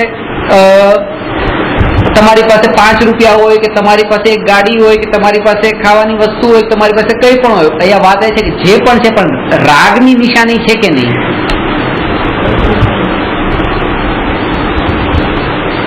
રાગની નિશાની છે. જે રાગની નિશાની સાથે હોય એ વિતરાગી કેવી રીતે? એની પાસે રાગનું સાધન હોય, આપણે વિતરાગી કહીએ તો કેવી રીતે અજ્ઞાનતાની ભૂલ. અજ્ઞાનતા એ જ ભૂલ. મેં તમને આ વાત 1000 વાર કીધી છે કે તમે પછી ત્યાં એ દ્રષ્ટિએ જોવો જ નહીં ને મહાવીરની દ્રષ્ટિએ જો. આભૂષણ ને બધું નહીં જો, કપડા નહીં જો, આંગી નહીં જો, મહાવીર ભગવાન જો. જયારે તમારા આત્માની આવી દશા આવી ગઈ હોય ને કે હોય તમને દેખાય જ નહીં, ત્યારે તો તમારે મંદિરે જવાની જરૂર જ નહીં પડે. ત્યારે તમને આને મહાવીર જ જોશો, આને મહાવીર જોશો, આને મહાવીર જોશો. કારણ કે બધું તમને દેખાશે જ નહીં. પછી કપડાય નહીં દેખાય, કઈ નહીં દેખાય. તમે તો એવા ઊંચા આત્મા થઈ ગયા કે તમને સામે હોય તોય દેખાતું નથી, તો પછી તમને બધામાં ભગવાન દેખાશે. પણ એ દશા હજી નથી આવી. ત્યાં સુધી એવી જગ્યાએ દર્શન કરો જ્યાં ભગવાનનું સ્વરૂપ દેખાય. વાત એ છે. એના કરતા ના કરીએ ચાલો. અંદરથી ભાવથી નહીં પણ સાથે સમાજ હોય, પરિવાર હોય, ત્યારે ન જઈએ તો આપણે એનાથી કંઈક જુદા લાગીએ એ લોકોને. એ જ વાત છે. ત્યાં તો જવું પડે પણ અંદરની દ્રષ્ટિ તો આપણે કેવો. તમારો સમાજ અહીંયા પ્રવચનમાં આવ્યો, તમે શું કામ આવ્યા? તમે જાણો છો કે ભાઈ સમાજને આવવું હોય તો આવે, ન આવવું હોય તો કાંઈ નહીં. હું આ સાંભળવા જઈશ કારણ કે આ વાત મને રૂચે છે. કારણ કે આ તમને અંદરમાં સ્પર્શી છે એટલે તમે સમાજનો વિચારમાં નહીં કર્યો. પેલી સ્પર્શના ત્યાં એવી થઈ નથી કે આ વિતરાગી ભગવાન આને જ કહેવાય.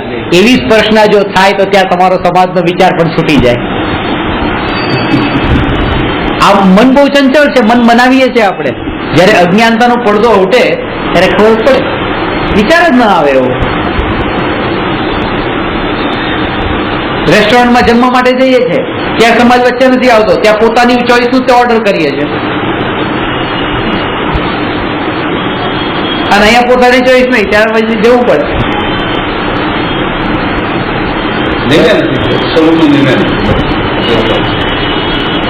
છોકરાઓ જીન્સ પહેરે છે તો કે લાવ મારે જીન્સ પહેરવું. એ એને રૂચે છે, એને રૂચે છે. આ સમાજને સાથે રાખીને ધર્મ કરી રહ્યા છે ને એટલે જ આ ગડબડ થઈ છે. ટોળું જ્યાં ભેગું, જ્યાં ટોળાનો ધર્મ નથી. આ સમજણ એકલા બેસીને સમજી જવાનો ધર્મ છે. પોતાનામાં સમાઈ જવાનું નામ ધર્મ છે.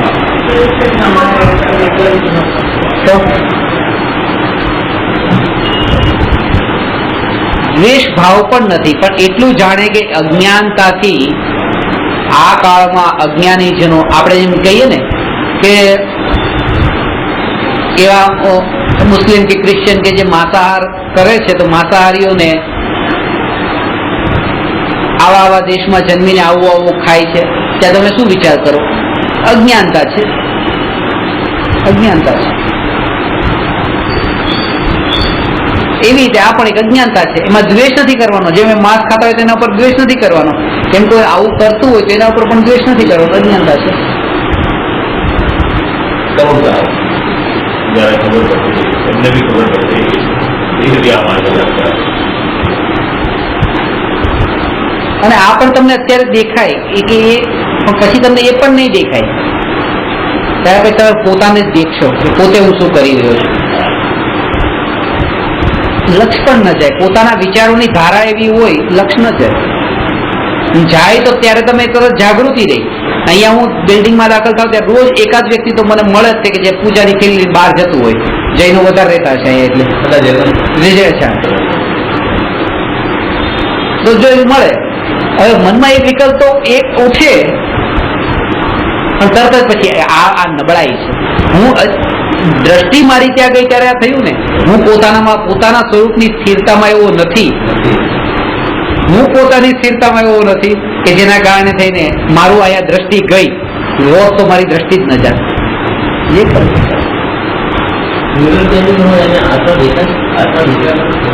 દેખાય અરૂપી દેખાય. દેખાય એટલે આપણે આંખેથી જોયો છે એટલે તમે એ દેખવું નહીં સમજતા, કારણ કે જે આંખેથી નથી દેખાતો. દર્શન નામનો ગુણ છે આત્માનો. જેમ જ્ઞાન નામના ગુણથી જણાય છે એમ દર્શન ગુણથી દેખાય છે. જ્ઞાન ગુણથી વિશેષ પ્રતિભાસ થાય છે, દર્શન ગુણથી સામાન્ય પ્રતિભાસ થાય છે. બીજાને જણાવી પણ ન શકે, દેખાડી પણ ન શકે. બીજાને દેખવો હોય તો પોતે દેખી શકે ને જાણી શકે, કારણ કે આ કરાવવા વાળો માર્ગ નથી, પોતે જ કરવાનો માર્ગ છે.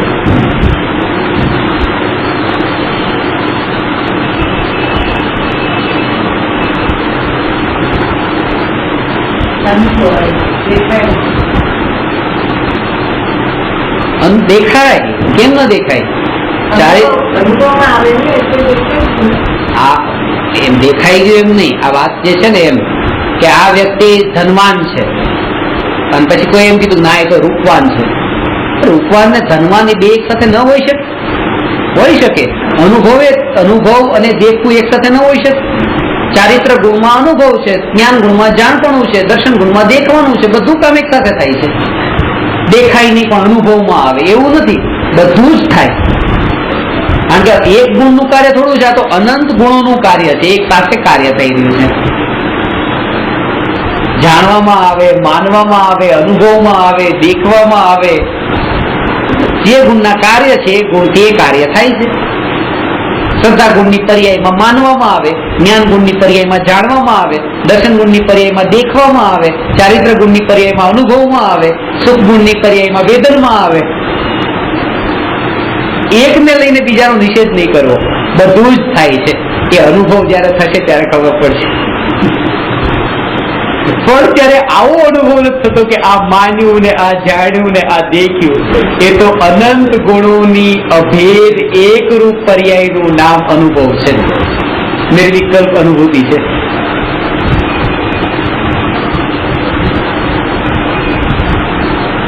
સમ્યક દર્શન કહેવાય છે. સમ્યક દર્શન ગુરુ કે શ્રદ્ધા. દર્શન શબ્દના ઘણા અર્થો હોય છે. દર્શન એટલે દેખવું થાય, દર્શન એટલે સામાન્ય પ્રતિભાસ થાય, દર્શન એટલે સામાન્ય અવલોકન થાય, દર્શન એટલે મહાસત્તાનો પ્રતિભાસ થાય, દર્શન એટલે દેવ દર્શનના રૂપમાં પણ થાય, દર્શન એટલે પ્રતીતિ થાય, દર્શન એટલે શ્રદ્ધા થાય. દર્શન શબ્દના 68 અર્થ છે મારી પાસે, 68.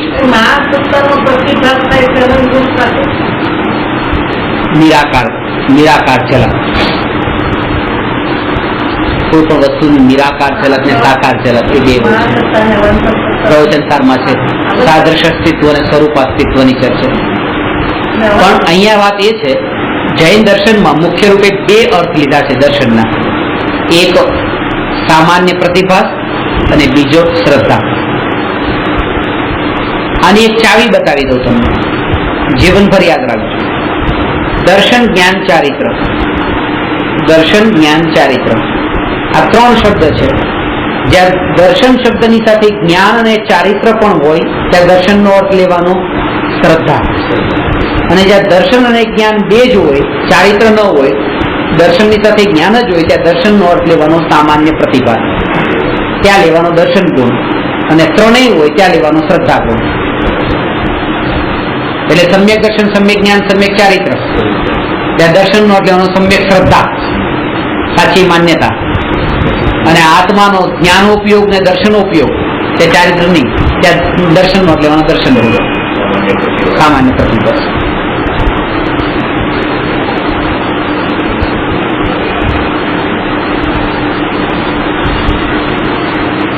સર્વજ્ઞ ભગવાન રાગાદી ભાવ રહિત હોય છે, તથા લોકાલોકને જાણીને પણ રાગાદી ભાવ રૂપે પરિણમતા નથી. વિતરાગી ભગવાન જ સર્વજ્ઞ હોય છે, કારણ કે વિતરાગી ભગવાનના વચન પરસ્પર અવિરોધી હોય છે. આ વાત સમજવી.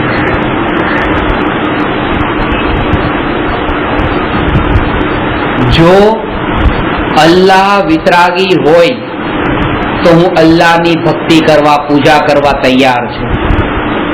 અને જો મહાવીર વિતરાગી ન હોય તો હું એમની પણ પૂજા નહીં કરું, કારણ કે મને અલ્લાહ કે મહાવીર ભગવાન સાથે કોઈ સંબંધ નથી. મને તો વિતરાગતા સાથે સંબંધ છે. વાત સમજાણી? હા, પછી એ ભલે ગમે. એ પદ પર બિરાજમાન છે, એને કોઈ બીજા કોઈ વ્યક્તિ સાથે ક્યાં મતલબ છે? ઓબામા જયારે મુંબઈ આવ્યા ત્યારે એને અશોક ચૌહાણને મળવાનું કીધું. અશોક ચૌહાણ સાથે એનો કોઈ સંબંધ કઈ નહીં. ચીફ મિનિસ્ટર છે. અહીંયા મુંબઈ જે શહેરની મુલાકાત લઉં છું, એ મુલાકાત જેની લઉં ત્યાં જે ચીફ મિનિસ્ટર પદે જે હોય એને મળું. હવે જે એ હોય, બી હોય, સી હોય કે ડી હોય, શું ફરક પડે છે? અને ત્યાં જઈને એ નહીં કહેવાનું, નથી કહેવાનું એ કે હું અશોક ચૌહાણને મળીને આવ્યો. કોઈ કે છે અશોક ચૌહાણ એટલે કોણ? અને એમ કે છે કે હું મુંબઈ ગયો ત્યારે ચીફ મિનિસ્ટર સાથે મિટિંગ થઈ, આની સાથે મળ્યો. હા, બરાબર.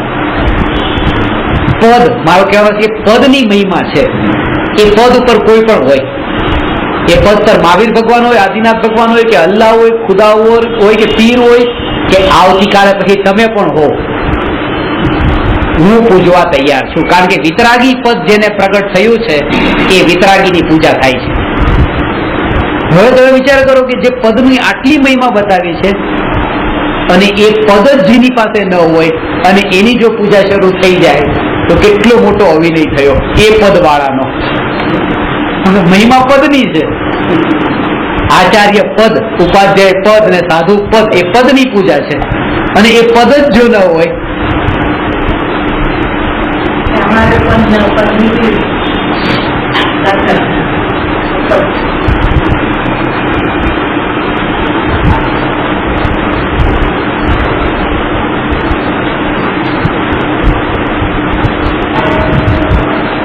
એ અપલ તો એટલા માટે કીધું, પદને પર્યાય કીધી છે અને હું પર્યાયથી પાર છું.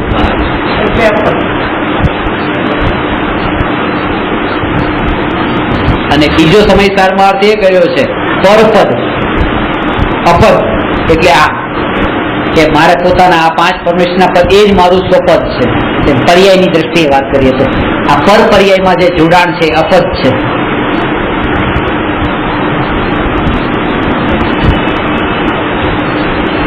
કારણ કે પોતા એ પદ પર નથી ને એ પદ પર માનવાથી સૌથી મોટી ભ્રાંતિ એ થઈ જાય છે.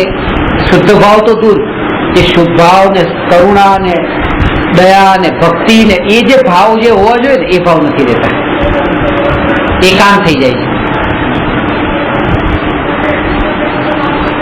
એક વખત દીક્ષા લઈ લીધી, કપડા બદલી નાખ્યા, ત્યારથી પછી આમ હાથ જોડવાનો જે વિનયનો ભાવ જે હોય ને, તો મારા સાથે આમ આમ આમ તમે નહીં જોયું હોય. કરી શકે છે જો વિનય તમારી સાથે મળે આમ કરી શકતા હતા, પણ ત્યારથી અંદર એક વાત ફસાઈ ગઈ. હવે હું તો સાધુ, હું આમ કે હું તો આમ કરવાનું. હવે આમ કરવાનું બંધ થઈ ગયું. અંદર કસાઈ કેટલો ભરેલો પડ્યો છે એ નહીં જોવાય. બસ હવે મારે આમ જ કરવાનું છે, આમ કોઈની સામે કરવું જ નહીં. અને ક્યારેક કોઈ આમ કરી પણ દીધું, લોકો એને સાધુ નહીં માને, એમ કે આ કોઈ બહારથી આવીને બેઠા લાગે છે અહીંયા.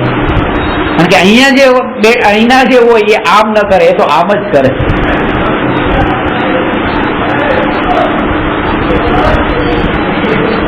આશીર્વાદ એક દિવસ ત્યારે જ શરૂ થઈ ગયું. પછી દયાનો ભાવ નથી રહેતો. તમે કહેશો કે ત્યારે તો દયા શરૂ થઈ, દયાનો નથી રહેતો ભાવ. એ પદ ખોટા પદ ઉપર માની લીધું ને પોતાને, એટલે દયાનો ભાવ ન રહ્યો. ત્યાં ઉપાશ્રયમાં છે ને, ત્યાં વાલગેશ્વરમાં કેટલી બસો ભરીને આવતા હતા દર્શનાર્થે. અને મા સતીજી બેઠા હોય, ક્લાસ ચાલતો હોય, પોતે બેઠા હોય, પોતે હેડ, એટલે 5 મિનિટ બહાર જાય માંગલિક સંભળાવવા, સંભળાવી પાછા અંદર આવે.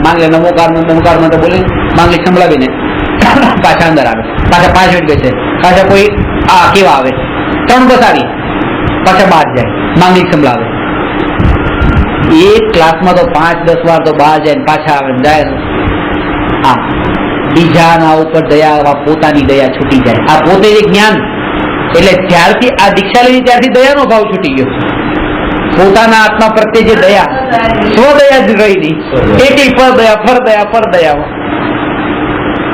પછી મેં કીધું કે આટલા દૂરથી આવ્યા કે ક્યાંથી આવ્યા? કીધું તમારે અમદાવાદ થી આવે ને તમારે વડોદરા થી આવે ને એટલા માટે તમે આશીર્વાદ આપવા જાઓ. મારો આ જો ફોન આવ્યો છે, અમેરિકા થી આવ્યો છે, હવે હું એની પાસે જઈશ. પછી અડધો કલાક પછી વિદાય વાત કરે રાખી. ફોન મારો અમેરિકા થી છે, દૂર થી આવ્યો છે, તમારા આવ્યા છે તો મારે આવ્યું છે કોઈ. હું સ્વિચ ઓફ કરીને રાખું છું કે નહીં? તો સ્થિરતા રહે. અહીંયા જ્ઞાન પ્રાપ્ત કરવા કીધું આવ્યા છે ને.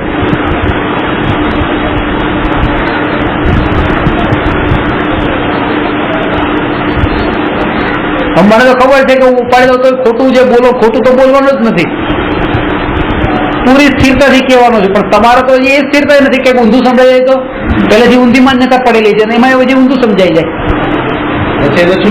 છૂટી ગયું, લિંક જ તૂટી ગઈ. અડધું સાંભળ્યું. હવે વિતરાગતા ઉપર 2 કલાકનું પ્રવચન છે. એક મારે વિતરાગતા ઉપર આપવું છે અને એક સર્વજ્ઞતા ઉપર 1 કલાક. હવે વિતરાગતાની 1 કલાક નીકળી ગઈ, સર્વજ્ઞતાનું સાંભળવા આવ્યા. બસ મારા હું સર્વજ્ઞ લોકાલોકને જાણું. લોકાલોકને જાણ્યા પેલા કીધું વિતરાગી થઈ જાઓ. જે પુરુષાર્થ એ તો રહ્યો આવ્યું જ નહીં સાંભળવામાં. કોણે કીધું?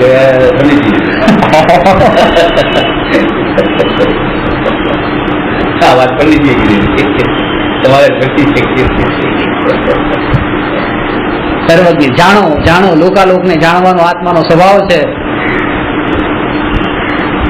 ટીવી જો ને બધું જો, જાણો ને દેખો સ્વભાવ છે ને આત્માનો. પણ પહેલા એ કીધું રાગ દ્વેષ છોડો.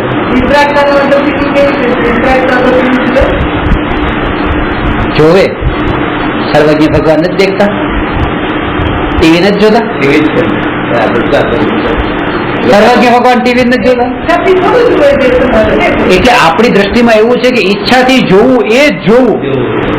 સ્વભાવ છે જોવાનો, એ સ્વભાવ નથી પકડાયો ને. ઈચ્છાથી જે થયું ને એને જ આપણે જોવું જાણવું કહીએ છીએ.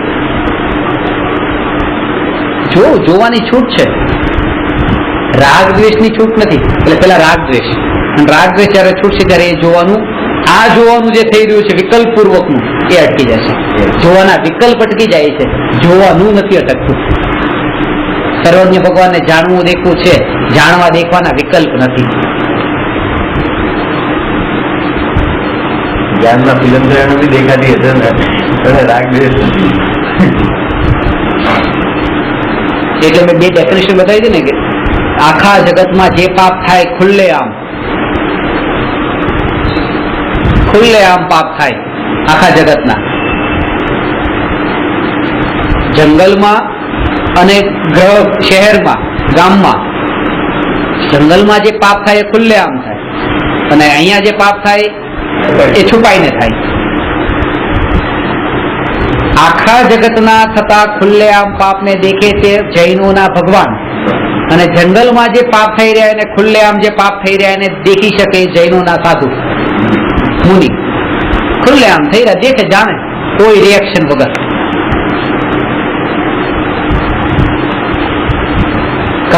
કશાઈ છૂટવાનો મતલબ રાગ પણ નહીં ને દ્વેષ પણ નહીં, ન્યુટ્રલ. આ ભાવનું નામ વિતરાગી ભાવ છે. એક વ્યક્તિને સ્ત્રીનો નગ્ન ફોટો જોવાની એવી ઈચ્છા થાય છે, જોવો છે તો રામાયણની અંદર મૂકી દીધો ફોટો. રામાયણનું પુસ્તક છે અને ફોટો મૂક્યો સ્ત્રીનો નગ્ન. જયારે મન થાય ત્યારે આમ જોઈ લે, આમ જોઈ લે. એક આ વ્યક્તિ.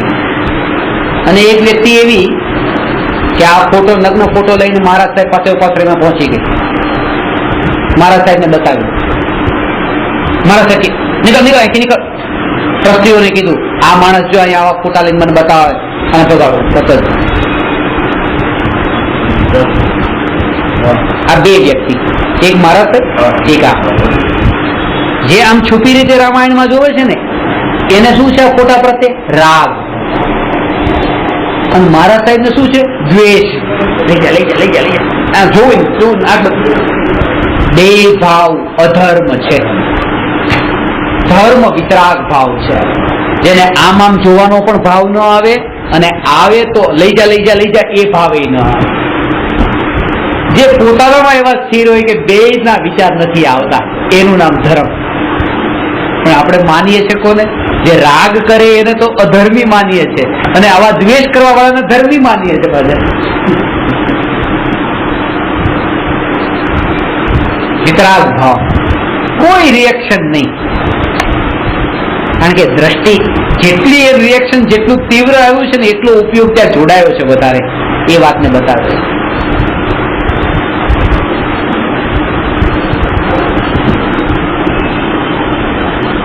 પેલો તો દિવસમાં ખાલી આમ 1 મિનિટ માટે ધ્યાન મૂકી હતો. આને તો મનમાં આવક આંખ બંધાઈ ગઈ છે કે આ અપાશ્રયમાં આવવો ન જોઈએ, માણસ જ ના આવવો જોઈએ. એના માટે કાર્યવાહી કરો, થઈ કે નહીં, શું પગલા ભર્યા એની પાછળના. આ વિકલ્પો બહુ લાંબા ચાલે છે, જીવનભર ભૂલાતા નથી. કે આણે મારી સાથે આ અપાશ્રયમાં જતો, આ એક માણસે આવું પણ મારી સાથે કર્યું હતું.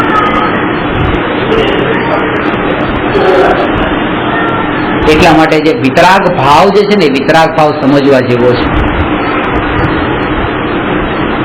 ઘર છોડી દેવાનો મતલબ વિતરાગ ભાવ નથી. કારણ કે રાગ છોડ્યો પણ રાગનો વિષય બદલાણો છે. ખરેખર એમ છે, રાગનો વિષય બદલાણો છે, રાગ નથી છૂટ્યો. રિટાયર થઈ ગયા, આખી જિંદગી વેપાર બહુ કર્યો, હવે આ રાગના પ્રપંચમાં નથી પડવું. અમેરિકા ફરવા ગયા, એક રાગ છોડ્યો તો બીજા રાગમાં પડે.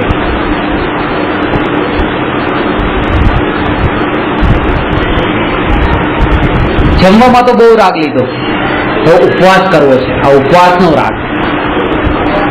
કેમ લાગે? પેટમાં ખાવાનું હોય ત્યારે એમ લાગે, ન હોય તો વધારે શાંતિ મળે, ખાલી પેટ હોય તો ઓછી. ભૂખ્યા રહ્યા ત્યારે એમ થયું કે જે ખાતા હશે એ કેટલી મજા લેતા હશે, કાલ તો ખાવું જ છે. ભૂખ્યા માણસને ઉપવાસ વાળા સારા લાગે, એટલા માટે તો એ ઉપવાસ કરવાના ભાવ કરે, અને ઉપવાસ વાળાને ખાવાના ભાવ થાય, એટલા માટે તો પારણા કરે. બે માંથી કોઈને શાંતિ નથી. આને આ સારું લાગે, આને આ સારું લાગે. અહીંયા સુખ હશે, આ એમ કે અહીંયા સુખ હશે. અહીંનો રાગ છે એને એમ લાગે છે કે અહીંયા સુખ હશે, આ રાગીને એમ લાગે છે કે અહીંનો રાગ છે એટલે અહીંયા સુખ હશે. દોડ ચાલુ છે. આખું સંસાર આવી દોડમાં જ તે ભમી રહ્યું છે, અહીંથી અહીંથી. આવું તો વારંવાર થાય.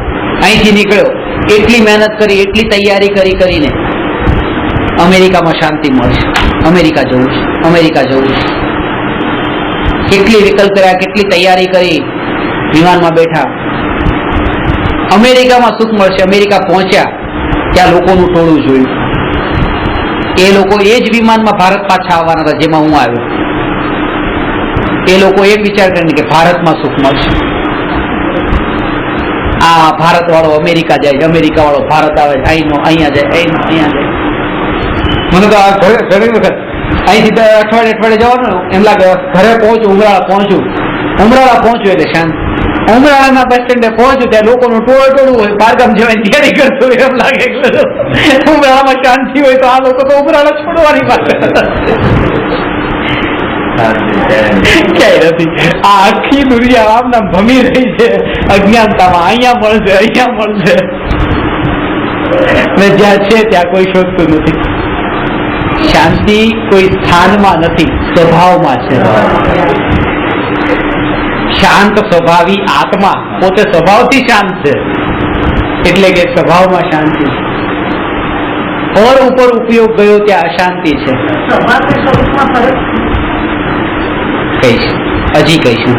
1000 વાર કીધું છે અને હજી કહીશ. સ્વભાવ એટલે ગુણ ને સ્વરૂપ એટલે ગુણોનો સમુદાય રૂપ આખું દ્રવ્ય.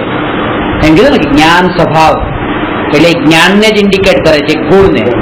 ને જ્ઞાન સ્વરૂપ એટલે આખું પોતાનું આત્માને બતાવે છે જ્ઞાનના માધ્યમથી. એક દ્રવ્યનું સૂચક છે સ્વરૂપ અને એક ગુણનું સૂચક છે સ્વભાવ.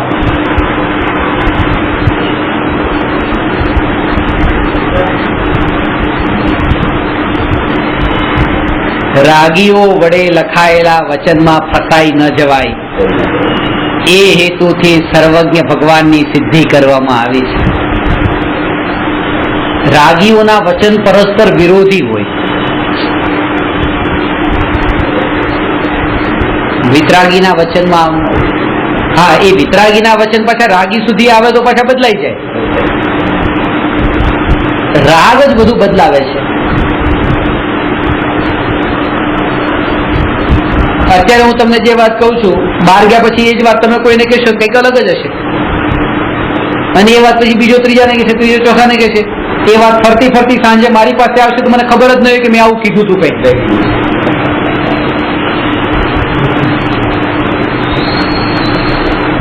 જનરલ વાતમાં પણ એવું થાય.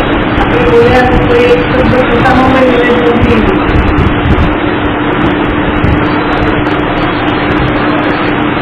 આ ભાઈની છોકરી કેટલાય વખતથી દેખાતી નથી, આવું મેં તમને કીધું તો તમે બીજાને કીધું આ ભાઈની છોકરી કોઈ જોડે ભાગી. દેખાતી નથી તો ક્યાં ગઈ? તમે તમારો મત જોડ્યો કે દેખાતી નથી તો પછી ગઈ ક્યાં? મેં તો એ મત નતો જોડ્યો, મેં તો ખાલી એટલું જ કીધું હતું. રાગ જે છે એ રાગ અને વિકલ્પો, પોતાના વિકલ્પો જયારે કોઈ વસ્તુ સ્વરૂપ સાથે ભળે છે ત્યારે સત્ય ઘટના, સત્ય વચન પણ અસત્ય બની જાય છે, જે અત્યારે થઈ ગયા છે. સર્વજ્ઞ ભગવાનના વચનો વિતરાગી વચનો હતા, એટલે આદિનાથ ભગવાને જે વાત કીધી, મહાવીર ભગવાને એ જ વાત કીધી. કારણ કે વિતરાગીના વચનમાં અનંત વિતરાગીઓના વચન પણ એક જ હોય, અને એક રાગીના અલગ અલગ સમયે નીકળેલા વચન પણ જુદા જુદા હોય. સવારે આજ રાગી અલગ કહેતો હોય તો સાંજે કંઈક બીજું કહેતો હોય. એક રાગીની વાત કરી, એકમાં પણ અનંત ભેદ હોય અને અનંતમાં પણ એક પણ ભેદ ન હોય. ફરક છે વિતરાગતાનો. એ વિતરાગી છે, એટલા માટે પરસ્પર વચનો પણ. એટલા માટે અહીંયા ભગવાને જે માર્ગ બતાવ્યો કે શુદ્ધોપયોગથી ધર્મ છે, તો વિદેહ ક્ષેત્રમાં સિમંદર ભગવાન કંઈક અલગ માર્ગ બતાવતા હશે નહીં? વિતરાગીના વચન ત્યાં પણ એ જ હોય. પાછળ ક્ષેત્રથી કોઈ બાધા નથી આવતી. ધર્મ ક્ષેત્રમાં જે માર્ગ બતાવ્યો વિદેહ ક્ષેત્રમાં પણ એ જ માર્ગ છે. આદિનાથ ભગવાને જે માર્ગ બતાવ્યો, મહાવીર ભગવાને એ જ માર્ગ બતાવ્યો. ક્ષેત્ર પલટાઈ જાય કે કાળ પલટાઈ જાય કે દ્રવ્ય પલટાઈ જાય, કે નારકીનું દ્રવ્ય હોય કે દેવનું દ્રવ્ય હોય કે મનુષ્યનું, ધર્મની વિધિ ન બદલાય, શુદ્ધોપયોગની વિધિ ન બદલાય. 1000 વર્ષ થઈ ગયા તો બી ન થાય. તો પણ અનંત કાળ વીતે તો પણ ધર્મનું સ્વરૂપ એનું એ જ રહે. એની તો મહિમા છે. સોનું હજી લાખ વર્ષે 2 લાખ વર્ષે બદલાઈ જાય, આ ધર્મ ન બદલાય, ધર્મનું સ્વરૂપ ન બદલાય. રાગીઓ વડે લખાયેલા વચનમાં ફસાઈ ન જવાય એ હેતુથી સર્વજ્ઞ ભગવાનની સિદ્ધિ કરવામાં આવી છે. અનંત સર્વજ્ઞનો નિર્ણય થવાથી જીવ અનંત પાપથી છૂટે છે. અનંત પાપથી છૂટવાનો અર્થ શું? અનંતાનુબંધી કષાય રૂપ પાપથી છૂટે છે, સમ્યક દર્શન પામે છે. અનંત સર્વજ્ઞ સ્વીકાર કરવાનો મતલબ પોતાના અનંતાનુબંધી કષાય છૂટી જવા. આમાં નિર્ણય ક્યારે કરો કહેવાય? અનુભવ થાય ત્યારે નિર્ણય કરો કહેવાય. તો એ પહેલા ચાલવાનું કેવી રીતે? બુદ્ધિપૂર્વકનો નિર્ણય ને અનુભવપૂર્વકનો નિર્ણય બેમાં ફરક છે. અત્યારે બુદ્ધિપૂર્વકનો નિર્ણય કરવાનો, આજે ચાલવાનું છે ને ત્યારે બુદ્ધિપૂર્વકના નિર્ણયથી.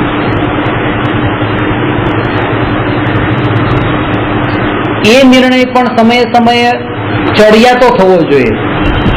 તમારું ગઈ વખતેનું જે ડિસિઝન હતું કે આ જ માર્ગ સાચો છે ને મારે આ જ પ્રાપ્ત કરવું છે, આજનું ડિસિઝન કંઈક વધેલું હોવું જોઈએ, ચડિયાતું. દરેક સમયની જાગૃતિ, દરેક સમયની એ નવીનતા.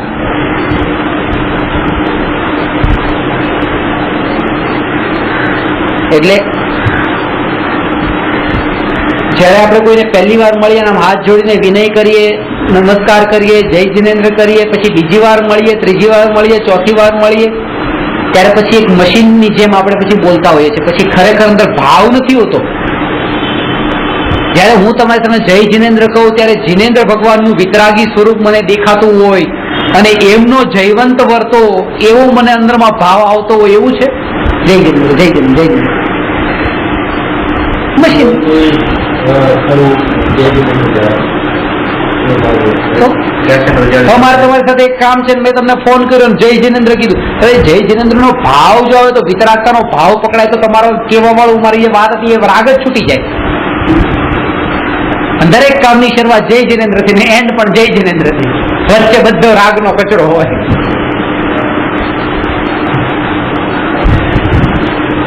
પૈસા નથી આપે પછી એન્ડમાં જય જિનેન્દ્ર. જય જિનેન્દ્ર.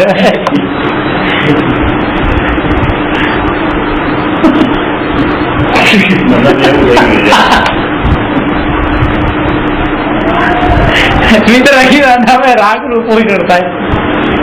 એટલે શું છે કે ગુડ મોર્નિંગ તમે કહે ને એના પછી કે જય જિનેન્દ્ર આ રીતે એ જ વાત છે કે ગુડ મોર્નિંગ માં મિથ્યાત્વ વાળા જેવું જ વાત થઈ કે ભલે એ ગૃહિત મિથ્યાત્વ ત્યાં એમ પોષાતું ને. કોઈ એવી રીતે કંકોત્રી છાપવાનો ધંધો કરે તો એમાં ગૃહિત મિથ્યાત્વ ન પોષાય, પણ રાગી વચન ને શાસ્ત્ર સમજીને જો છાપે તો એમાં ગૃહિત મિથ્યાત્વ પોષાય. તમે ગુડ મોર્નિંગ કીધું એમાં મારું ગૃહિત મિથ્યાત્વ ન પોષાય, પણ જય જિનેન્દ્ર માં જે જિનેન્દ્ર નું સ્વરૂપ મને જો રાગી હોય તો મારું ગૃહિત મિથ્યાત્વ પોષાણું. ભગવાન યાદ કર્યું મતલબ મનમાં એમ છે ને કે જય જિનેન્દ્ર બોલ એટલે વિતરાગ ને યાદ કર્યું. સમજણ પડી જય જિનેન્દ્ર, જય જિનેન્દ્ર. ગુડ મોર્નિંગ સારું. શાળામાં કયા લક્ષ્ય કે જેમાં આપણે ભ્રાંતિ નથી થતી, તો આપણને તો ખબર પડી ગઈ ને વિતરાગી સ્વરૂપ આવવું હોય તો હવે આપણે તમે બોલો સમજો પણ પછી એનો ભાવ રહેવો જોઈએ પાછો. આજે એમ તમે કીધું શરૂઆતે જય જિનેન્દ્ર, અંતે જય જિનેન્દ્ર, ને પછી વચ્ચે બધું વ્યવહાર થઈ ગયો જય જિનેન્દ્ર. ભાવ તો પોતે જ સમજ. મને બી આજે સમજાયું તો બોલતો એ તમે જય જિનેન્દ્ર કીધું અને પછી તમે વાત શરૂ કરી ત્યારે હું એક વાક્ય પણ એમ કહું ને, જિનેન્દ્ર ભગવાન વિતરાગી હતા, 18 દોષથી રહિત હતા. તમે કીધું આ શું છે? હું કહું તમે તો શરૂઆત કરી જિનેન્દ્ર ભગવાનથી, મેં કરી હતી શરૂઆત. આટલે સુધી જ રહેવા દો, વધારે નથી જવું. જિનેન્દ્ર પૂરતું, નામ પૂરતું રહેવા દો, વધારે ડિટેલમાં નથી જવું. એવી જ રીતે આ પૂજા ને ભક્તિ ને બધું આ નામ પૂરતું જ થઈ ગયું. એક કહે છે કે એ પ્રમાણે જિનેન્દ્ર જય જિનેન્દ્ર બોલ્યું જિનેન્દ્ર ભગવાનને યાદ છે યાદ કરો અરે યાદે નથી થતા, બોલવાનું જ ચાલે છે, યાદે ક્યાં આવે છે? યાદ તો પેલું જ આવે જે કામ છે. ભગવાનનું સ્મરણ ક્યાં આવે? જય જિનેન્દ્ર બોલો ભગવાનનું સ્મરણ કામ માટે ક્યારેક તો એમ લાગે આ બોલીએ કરીએ કામ તો પછી કઈ કામ એ પતી જાય. ભગવાન યાદ કરીને બધી વાત કરશે કામ થઈ જશે. કારણ મુસલમાનની સામે તમે જઈ જઈને નથી કેતા, અને ખબર છે એની સામે આપવું ઓછું કામે અટકી જાય. એની સામે જ કરીએ છીએ જેની સામે કામ કરવાનું હોય. એ તો આ લોકો જય શ્રી કૃષ્ણ બોલે છે, રાધે કૃષ્ણ. હરિઓમ બોલે ખાલી ઘણા આવે છે સીધું ફોન બોલ કરે ને હરિઓમ બધી વાત શરૂ કરે પછી એમ લાગે પાછો હરિઓમ ભાઈખલા પોલીસ સ્ટેશન એમ સીધું એમ કે હરિઓમ ત્યાં જ ફોન લાગ્યો. હરિઓમ જ બોલે. મારે એક છે ક્લાયન્ટ સીધું હરિઓમ જ બોલે એન્ડ કરે ને ત્યારે બી હરિઓમ. આપણે બી યાદ હવે હરિઓમ બોલે આપણે બોલી હરિઓમ. બોલવું પડે. એક ગુજરાતી છે જય શ્રી કૃષ્ણ તો આપણે કે જય શ્રી કૃષ્ણ. અમારે ભાગ્યા પ્રેમ પેલા ગાર્ડનમાં હોય ને એટલે તરત જય શ્રી કૃષ્ણ બોલે છે મને. એટલે હું જય કિરેન્દ્ર બોલું. તો બિચારી એવું ગોપી જય કિરેન્દ્ર બોલતો. ના એવું પછી એવું નહીં કરું. હા, એટલે મેં નથી કીધું. હા નહીં તો આમાં શું થઈ જાય કે પેલાના મનમાં એવો ભાવ ન હોય પણ પછી ભાવ ઉભો થઈ જાય ખરો પછી કટાઈનો જયારે કીધું એટલે ઘણી વખત છે ને એને પતાવી દેવા માટે પણ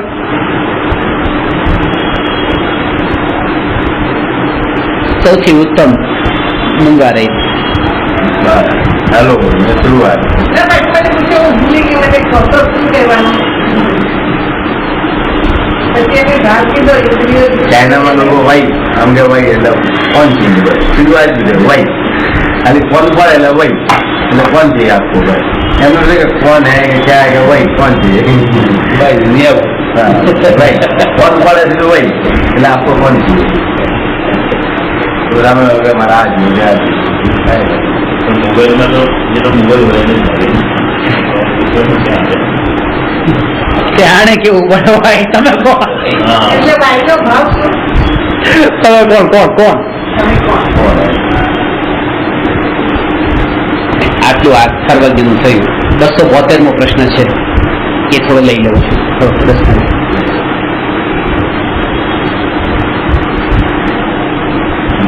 સવાનું થઈ ગયા છે. ના નવ છે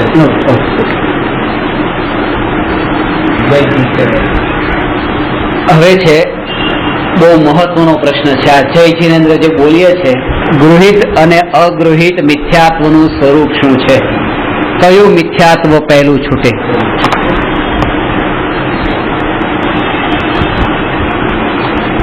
ગૃહિત મિથ્યાત્વ અને અગૃહિત મિથ્યાત્વ કોને કહેવાય?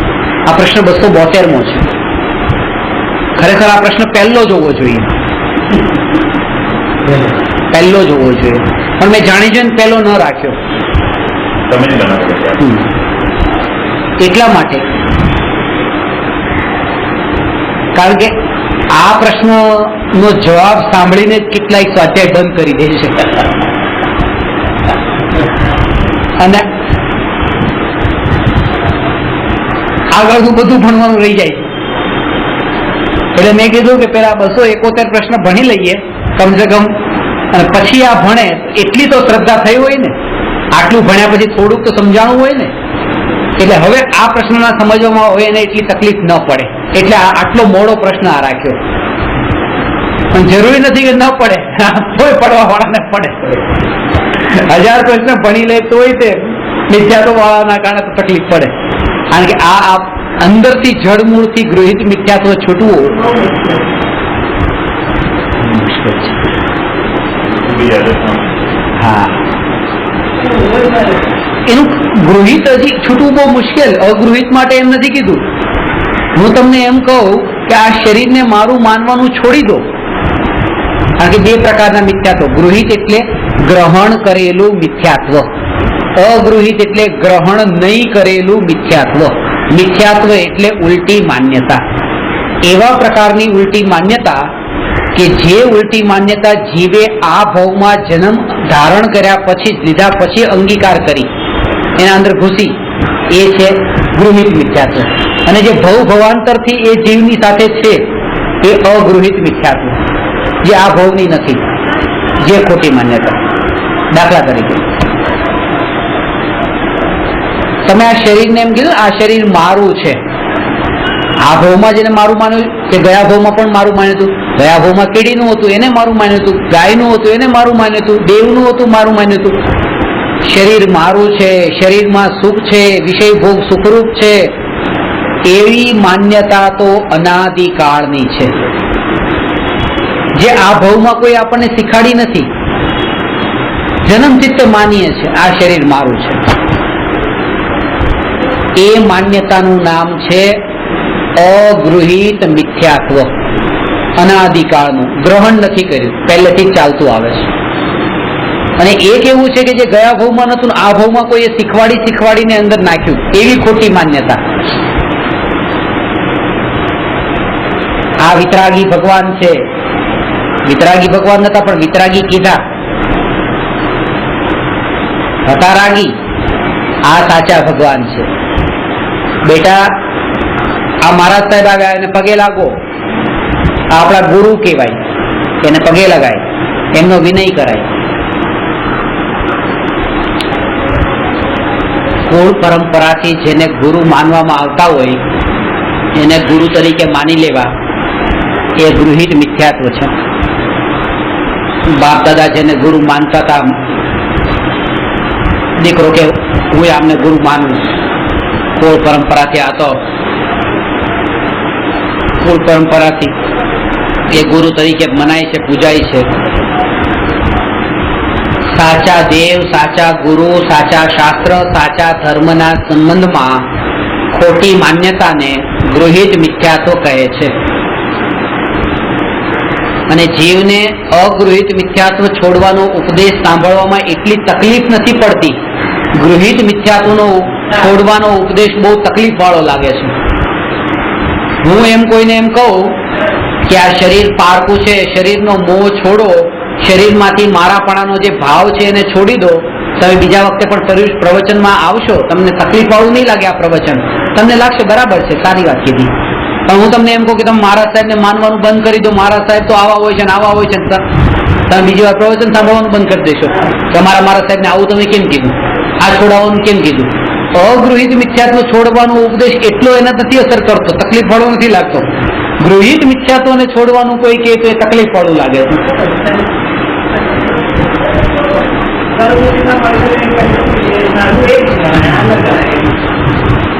એટલા માની છે સવાલ જેવું લાગે છે.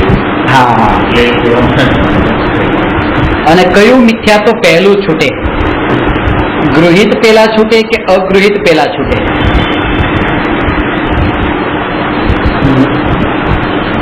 સાચા દેવશાસ્ત્ર ગુરુની શ્રદ્ધા પેલા થાય કે આત્માની શ્રદ્ધા પેલા થાય? સાચા દેવશાસ્ત્ર ગુરુની શ્રદ્ધા થવાનો અર્થ છે ગૃહિત મિથ્યાત્વ છૂટી જવું, અને નિજ આત્માની શ્રદ્ધા થવાનો અર્થ એ છે કે અગૃહિત મિથ્યાત્વ છૂટી જવું. પોતાને શરીર ન માન્યું, પોતાને આત્મા માન્યો, અગૃહિત મિથ્યાત્વ છૂટી ગયું. કોઈ એમ કે પેલા ગૃહિત મિથ્યાત્વ છૂટે અને પછી અગૃહિત મિથ્યાત્વ છૂટે. પેલા સાચા દેવશાસ્ત્ર ગુરુની શ્રદ્ધા થાય, ખોટા દેવશાસ્ત્ર ગુરુની શ્રદ્ધા પેલા છૂટે અને પછી આત્માની શ્રદ્ધા થાય. એટલે પેલા તો સાચા દેવશાસ્ત્ર ગુરુનો યથાર્થ નિર્ણય કરો, પેલા ગૃહિત છૂટે ને પછી અગૃહિત છૂટે, પછી આવે. અને એમ નથી,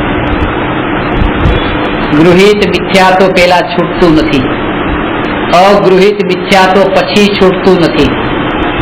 ગૃહિત મિથ્યાત્વ અને અગૃહિત મિથ્યાત્વ એક સાથે છૂટે છે. કેવી રીતે એ સમજશો તો સમજાશે. કારણ કે હું તમને એમ કહું તમારું ગૃહિત મિથ્યાત્વ છૂટી ગયું, તમે કીધું આ છૂટી ગયું, હવે અમે અલ્લાહ, ખુદા, પીર, પૈગંબર કોઈને માનતા નથી, વિતરાગી ભગવાનને જ માનીએ છીએ, વિતરાગી ભગવાનના વચન રૂપ શાસ્ત્રોને જ માનીએ છીએ, વિતરાગી ભાવલિંગી સાધુઓને જ માનીએ છીએ, અમારું ગૃહિત મિથ્યાત્વ છૂટી ગયું. છૂટી ગયું? હા, છૂટી ગયું. હવે અહીંથી દેહ છૂટ્યો અને આવતા ભાવમાં મુસલમાનમાં જન્મ થયો, મુસલમાન પરિવારમાં જન્મ્યા, ત્યાં અલ્લાહ ખુદાને માનવાનું શરૂ કરી દીધું. તમારું ગૃહિત મિથ્યાત્વ છૂટી ગયું હતું તો આવ્યું ક્યાંથી? ગયા ભાવમાં છૂટી ગયું હતું ને, આવ્યું ક્યાંથી?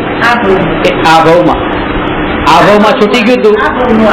એટલે કે છૂટ અત્યારે જે એમ કે મારે ગૃહિત મિથ્યાત્વ છૂટી ગયું ને અગૃહિત મિથ્યાત્વ છૂટવાનું બાકી છે, ખરેખર એનું ગૃહિત મિથ્યાત્વ છૂટી ગયું નથી પણ છુપી ગયું છે, અત્યારે ઢંકાઈ ગયું છે.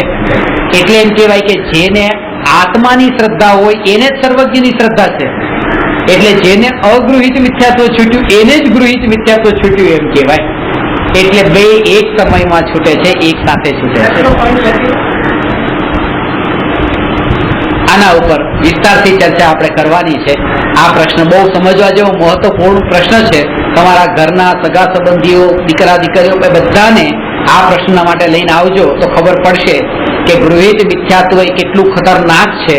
અગૃહિત મિથ્યાત્વને પણ પોષવા વાળું છે અને જે પરંપરાથી, કુળ પરંપરાથી ઠસાવી દેવામાં આવ્યું છે, એક પળ માટે પણ એનો વિચાર કરવાનું કીધું નથી કે જે પરંપરાથી ચાલતું હોય એ ખોટું કેવી રીતે હોય.